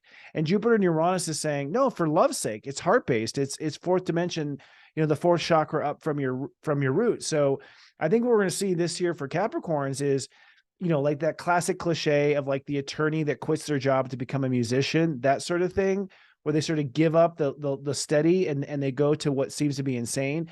And Pluto moving to Aquarius means they're going to elevate their economy and their way of making money to new ways. So my resolutions for Capricorn is celebrate my alchemy. So it's like really cherish wherever you change and that you have change, like really own the change. Instead, you've always been rock steady. Like, look at how I can stay the same. I think it's time to celebrate the opposite. Like, look at how much I can change, how I'm different than I used to be. And the second resolution is make love the new currency. So instead of earning dollars, earn love. I think that will make you on top of the mountain and king of the mountain or queen of the mountain in the new era. What are your thoughts? I'm always making lawyer jokes to Capricorn. Capricorn, you know this. So, I said walking away from one thing towards what truly serves you. I mean, literally, I think that the whole pool analogy is like perfect. It's like you have that job as the lawyer going to the musician. I mean, I don't think I could say it any better than that. So, I think that's literally what Capricorn needs to do. I saw the Eight of Cups in my head when I did this, which is like, the only card with an eclipse on it. It's eclipsing something out. Oh, interesting. And 8 is the number of Capricorn in my step system. So Yeah. that's a strong affirmation as well. An interesting fact about them, I think that's worth noting is the key to them changing is really putting their emotional integrity before everything. So if they feel grounded, they'll be able to change. If they don't focus on their feelings, they're going to have a hard time changing. The North Node's in their fourth house right now. So I think the key to that walking away or eclipsing is that you feel grounded, and feeling grounded is self-nurturing, good sleep, good food, like the basics, basically. Yeah. All right. So this is an interesting one. The Aquarius is, and then we have your sign, brother. Aquas. This is we could probably do a whole show on the Aquas. Maybe we will someday. Pluto's about to move into their sign for the first time in 249 years. So the way I look at Pluto is if Pluto hits your sign, and I mean this with all due respect, you are the most behind in school. Like, so if Pluto's in your sign, so Capricorns were the most antiquated signs on the earth. Now Aquariuses are, like, they are the most behind, and behind meaning behind the times, behind where the earth is going. So in some cases, Aquariuses have a lot of growing to do, but in other cases, because Pluto's there, you're going to have where you have normally been sort of tight squeezed and not wanting to change. Pluto gives you the ability to go ahead and say, screw it. I'm going to do it. Screw it, and sort of jump for it. So Jupiter in Taurus, again, similar to Capricorns, it's like they're going to have to focus on feeling secure before they can jump in the pool. So make sure you have your rubber ducky or you have your inflatable, life preserver or whatever. So like make sure your feelings are nurtured. I think it's a big thing. And what's the further thing about that is North Node in Aries is in the third house. So it's like Aquariuses are know-it-alls, okay, as a lot of signs, but the universe is saying, forget gathering knowledge, start sharing it. The North Node in Aries is like, it's time to start speaking up, speaking your truth. As bizarre and freaky deaky as you are, you're what the world needs, actually. So it's time to open your mouth and put your foot in it. So the resolutions for Aquarius is to make what I am worth. So it's time for them to claim the salary they need. That's based on Saturn moving into their second house. And to share information, don't waste time proving. So I think a lot of times they try to prove they're right or try to explain they're right. I think they just need to say they are right and not look back. What are your thoughts, man? Yeah, so I said, is the juice worth a squeeze? You said squeeze in your that's awesome. And, I said, learning how much time to invest in whatever you're investing your time into is what I got for Aquarius. I remember when I was sitting here writing it down, I was like, oh yeah, they need to figure out, like, even arguments, things like that, like what's worth it, what's not, and only focus on what's worth it. That's actually with Saturn in Pisces, that's precisely what the astrology is saying is, I think because they're eccentric and weird, it's like, this is your age, Aquarius. Like, this is the age of you. You're not ready for it yet, though, for the record, but you are the answer we're seeking in lots of ways. So whatever is worth it to you is worth it to the world. I think it's synergistically tied together there. I think we're going to see some real interesting, I think we're going to see a lot of Aries coming out, but we had one point that David Palmer made, we were talking about the Leo King recently, he was saying all the Capricorns that fell in Pluto and Capricorn, he gave a whole list of Capricorns that fell. And now it's like, you might see some Aquariuses who are not on the right side of things, they will start to fall. So if you're going against the world's grain, I think you're in trouble. If you are the answer we seek, I think you're about to be promoted for Aquariuses. It's going to be a powerful, good year. And then lastly, but never leastly, my friend, the Pisces. Pisces are also, it's time for Pisces to make bank. So I think Pisces until now, no matter how old you are, if you're an 80-year-old Pisces, if you're an 8-year-old Pisces, your life up until now was all past lives. I think it was all past life, catching up with your stuff, your mistakes, your strengths, finding your strengths, remembering your strengths, hooking up with people that you shouldn't hook up with because they, although they're fun, they're the bane of your existence. I mean, Pisces have been only doing spiritual work up until now. So in some cases, I think Pisces are a little tired because you've been working your little tails off, your little fish tails, trying to keep up and not drown. I'm using deliberate puns here. But I think Saturn in Pisces now is saying, okay, the world is a hot mess. We're in a moral crisis, with Neptune, the high degrees. We need Pisces to go out and spread the spiritual love. And with the North Node in Aries, to go make a fortune at it. Like, it's time to be not evangelical, but like definitely it's time to be paid for your wisdom. I'll say this too. The old organized religions that said you give it away and to be humble by giving it away, that was a system that was actually trying to control and brainwash you. I think it should be an equal trade in Aquarius. So my resolutions for Pisces are show them what they never saw in me. So show them what they never saw. Show the world what you've been keeping quiet or to yourself or sort of to yourself. And then the hard one is to practice what they preach. I think they have to do what they are preaching. Pisces love to say how to do it, and then they don't do it. So I think the ones who are going to do really well are the ones who practice what they preach. I know that it's hard for you because you are a Pisces, perhaps, but what's your advice for the Pisces? What's the New Year's resolution? Yeah, so I said I could hit on so much there, but I said accept the unusual path, embrace spontaneous energy, and listen to your higher self, which is the same as kind of what you said about living the higher truth, listening to your higher self. So I think that's what Pisces needs to do. Pisces, I'm always telling you that you need to get as much attention as possible, over these next few years. You need to be the example. I always go back to that Uranus in your second Pisces, going back to Uranus and Aries, right? I don't know, there's something about that. It always pops into my head for Pisces, Uranus and Aries, maybe because it's like a challenging place for having it in your second, Uranus in your second. I mean, come on, that's like hard financially. So you've learned all these lessons that I believe people are about to learn. So Pisces, your job is to like be the example, show people what you already know how to do.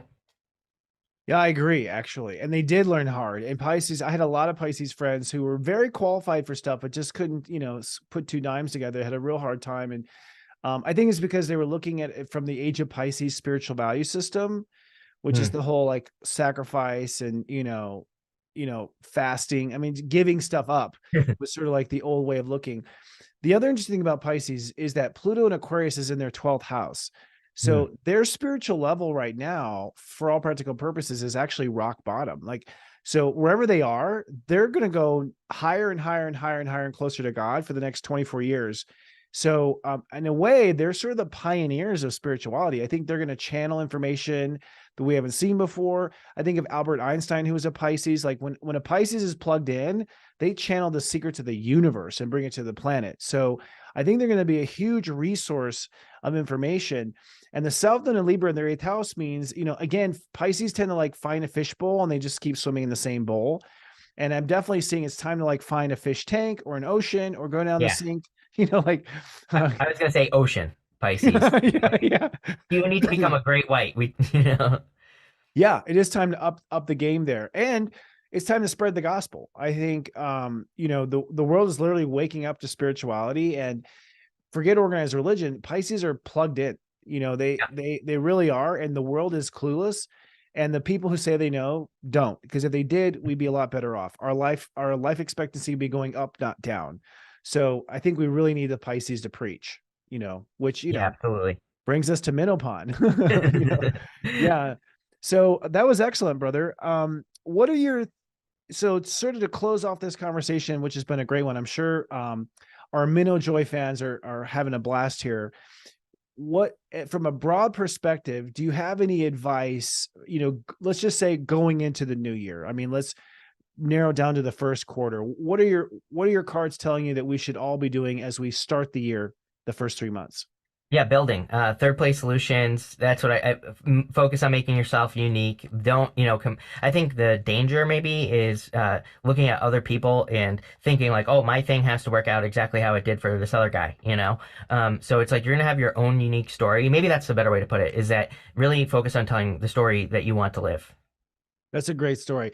And that's what innovation is. For the record, a lot of people think of innovation, they think I need to improve what's out there.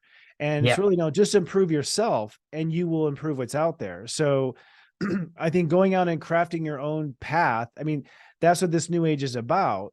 The new is that you are crafting your own path, that you are doing what you've always wanted to do.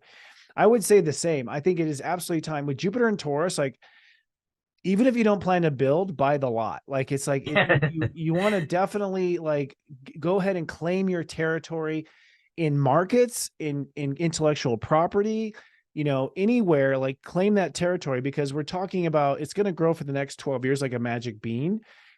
And it seems like in these first 3 months of the year, we're really going to be finding where we belong exactly in this new world and claiming that territory, and definitely being our individual self as well, is what I feel. Yeah, I mean, as cliche as it sounds, I mean, I heard shovel's not gold. So, I think people should focus on, finding the shovel, find your shovel to sell, whatever that is. So very similar. Oh, that's a good point too. It's like, maybe you're not the gold miner, but you're the one that sold them the shovel. Okay. Yep. That's where most of the money was made, actually. Exactly. Yeah. Was from the people that supplied the gold miners, yeah. the people who supplied the people dreams. Yeah, I think money can be made on both sides. And I don't want to get political, but any advice as far as the posture to approach the world power change? Yeah, I mean, I think that, buckle up, is what I would say. I think that, I don't even try to predict these things because, I think that it's so unpredictable what's going to happen by the time we get to November. And, even before November, I think of like all the astrological stuff that's going to be happening where I'm like, no, it's just going to be, I think that we really can't even predict what's going to happen. Yes, I agree. Actually, I have no prediction for the election. No prediction. Even my psychic, my guides are telling me we don't know. Like, I think Earth is deciding this is, I don't think it's a destined outcome. I think part of the new age is that we, the people, are going to take the power our forefathers gave us 249 years ago. I think that's part of what it is. So, and the consequence of that is, it's like, predictability actually was because it was being controlled. Yeah, so right. Yeah. The reason why an astrologer could predict or a psychic could predict the outcome is because some JP Morgan somewhere had probably pulled those strings. Yep. And I think now, especially with the introduction to a third candidate or that third choice, it throws the equation into true like lotto pick. Like, it really will be based on people. My advice to the world is to stand back and stop reacting. Like, there's a lot of bottom feeders that are taking energy from the reaction and taking energy from the fight. Plus, you're distracted. Your eyes not on the ball. Your eye is on your opponents and whatnot. Like, we are not the opponent here. We are the team. You know what I mean? Like, the opponent is the old world power, whatever that happens to be. I'm not even going to say I know what the old world power is. I'm just going to say, I know it's over with Pluto leaving Capricorn, like whatever it was. Just like the last time Pluto left Capricorn, monarchy was no longer the world power. King George at that point was on a decline from that point forward, and monarchy was on a decline from that point forward. The same is true now. So if you really want truth to prevail, stop reacting to the old stuff. Sit back and observe. I think a quiet audience is much more terrifying to politicians than one that's booing. Yeah, and I was going to say, be careful of the grifters, because I think that's, that whole thing about getting people all excited and riled up. Those, reminds me of the Knight of Swords reactions where it's just like someone rushes in and is like tells you something right to your face, and then you freak out, but it's not true in the first place. And the way that I see it, like I think we're going to see a lot of that on social media. I don't think it's here to stay, Yeah. but I think we'll see a lot of people who come out and are like, oh my God, you have to worry about all these things, and then, but really you find out you don't, like later. Yeah. And I think another part of the new age or the new era, as we're calling it on Serious Joy, is that the mind is no longer the number one state of awareness. Like I think in the Hmm. age of reason, in particular, we invented science, we invented empirical evidence, we invented, scientific methods and proving things, and that's all great. But to me, I've always said science is actually measuring God. Like, Hmm. to me, yeah, you're measuring, yes, it's accurate, but you're measuring a miracle that manifested, in my opinion. So I think what we think, we're in new territory. Your mind has been programmed by TV, by media, by social, other people, by your family. Your mind does not have the answer because the mind only knows what it has seen. So I think part of the new age is listening to your feelings and mostly listening to your heart. If it's not something your heart wants or desires, you've given it, you've let your mind choose up until now. Are you happy? So why not go ahead and let the heart drive, I think, in this year and see what happens. Yeah, absolutely. Yeah, it's heart based in fourth dimension. Brilliant, man. Well, Chris, it's awesome working with you, brother. Yeah, Like same to you. we have a high mind. There's some sort of a Chris fraction in heaven. I don't know if Yeah, we there belong to a definitely is. union. Yeah, because we see things the same way, but from different perspectives and different power perspectives. I'm grateful. I hope we can work together again this year. In fact, we do have some secrets coming out of where we are working together and collabing. So if you enjoy us working together, just you wait. We have some fun stuff coming out this year. Maybe even an opportunity to meet us and shake our hands. So we'll just say that much and tease a little bit here as we go into the Angle the year. I hope carrot, you have a yes. great new year, brother. It's been a Yes. pleasure meeting you this year. One of the best things that happened to me this year. I'm grateful. Same here. Yeah, it's been so much fun. I've had so much fun collaborating. So thank you. And we've just begun, man. It's the age of collaboration for the next 24 years. So No doubt about it. thank you. And hello to all the minnows in your pond. I'm grateful for all of you swimming over in our pond too. We appreciate you. Yeah, and same to your Serious Joy people. Brilliant. All right, brother. Until next time. See you later. Bye.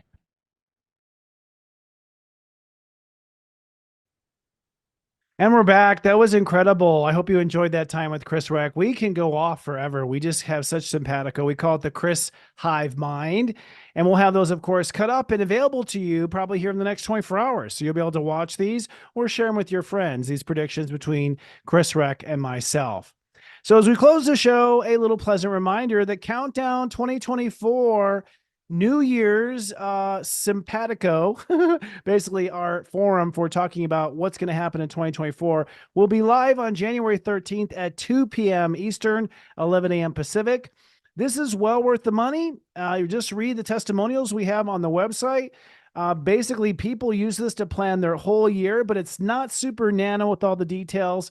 It's more broad stroke, what you can expect, certain timelines, when deadlines are. We'll talk about how you have a deadline until April to get your shift together, and then deadline until August, for instance, to get your outer world intentions together. So I'll be giving you a timeline to really make 2024 go as smoothly as possible. Again, you can get tickets at newyears.guru. As you know, SiriusJoy.com is the official sponsor of Namaste Today Live. Navigate 2024 with a spirit guide right by your side every day, 7 days a week. We are there for our subscribers. We have a pep talk 7 days a week. We check in and text you 7 times a day, 7 days a week. And honestly, it's the right message at the right time. And you can try it for just $3.99 and just cancel before the end of the month. It's not a big problem. We're very good even when people forget about it. We help you out. There are many features on our site, including we, of course, help you with lunar preparation. Joe Zamet, our local artisan, helps us to activate the energies around lunar events. We'll be having a video coming out for preparation for the next lunar event. Also, last week, you might have noticed, we had the Mega Monthly Reports. Our Lights of the Round Table came on, and we were talking about the month of January, which we are calling Launching the New Era, Leaving Power for Power's Sake. So we did a whole mega monthly presentation, about 90 minutes, where all of our practitioners are on camera, sort of round tabling week by week by week what you can expect. And we have individual mega monthly reports that will be live on New Year's Day. So start your New Year's Day in a powerful way with the mega monthlies. Just one of the many features we have at Serious Joy. Last week, we had angel intervention. Actually, excuse me, this week, I'm getting my weeks confused. This week on Wednesday, our soul support group will be Angel Intervention with Devin Doer and Heather Exposito. These two ladies tag team. Devin is our angel intuitive. She downloads messages from the angels.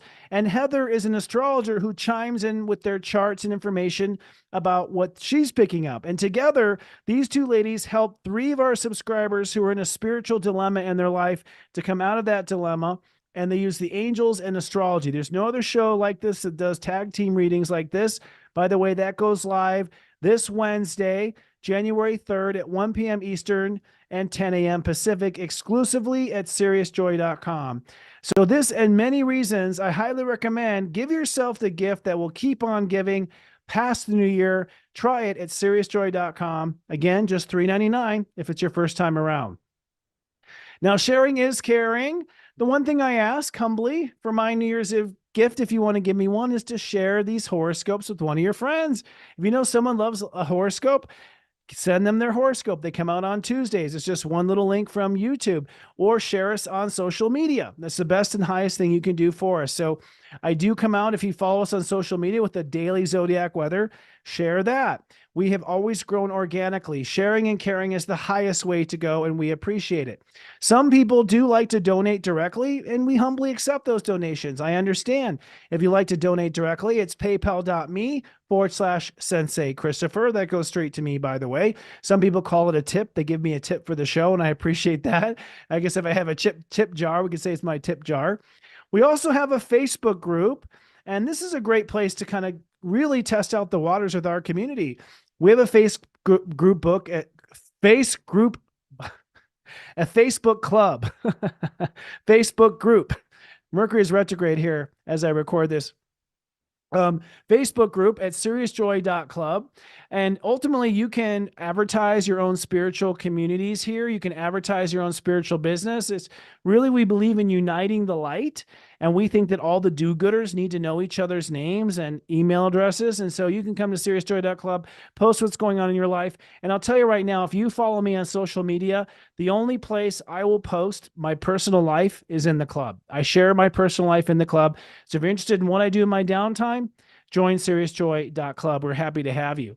If you want to follow us on any other social media, we do have a social link tree. It's at SiriusJoy.social. So SiriusJoy.social takes you to our full link tree, including past interviews of people who've interviewed me. And if you'd rather listen instead of watch, we are on Spotify, Stitcher, and Apple Podcasts. All right, friends. Well, this is the last show of 2023. I want to have a very special thanks to everyone on my crew.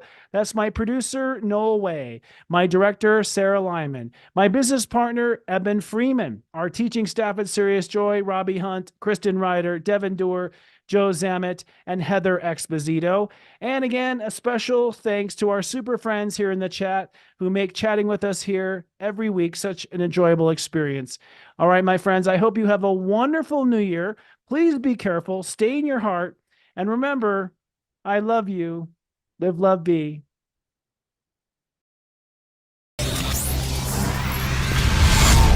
It's Serious Joy, Joy, Joy.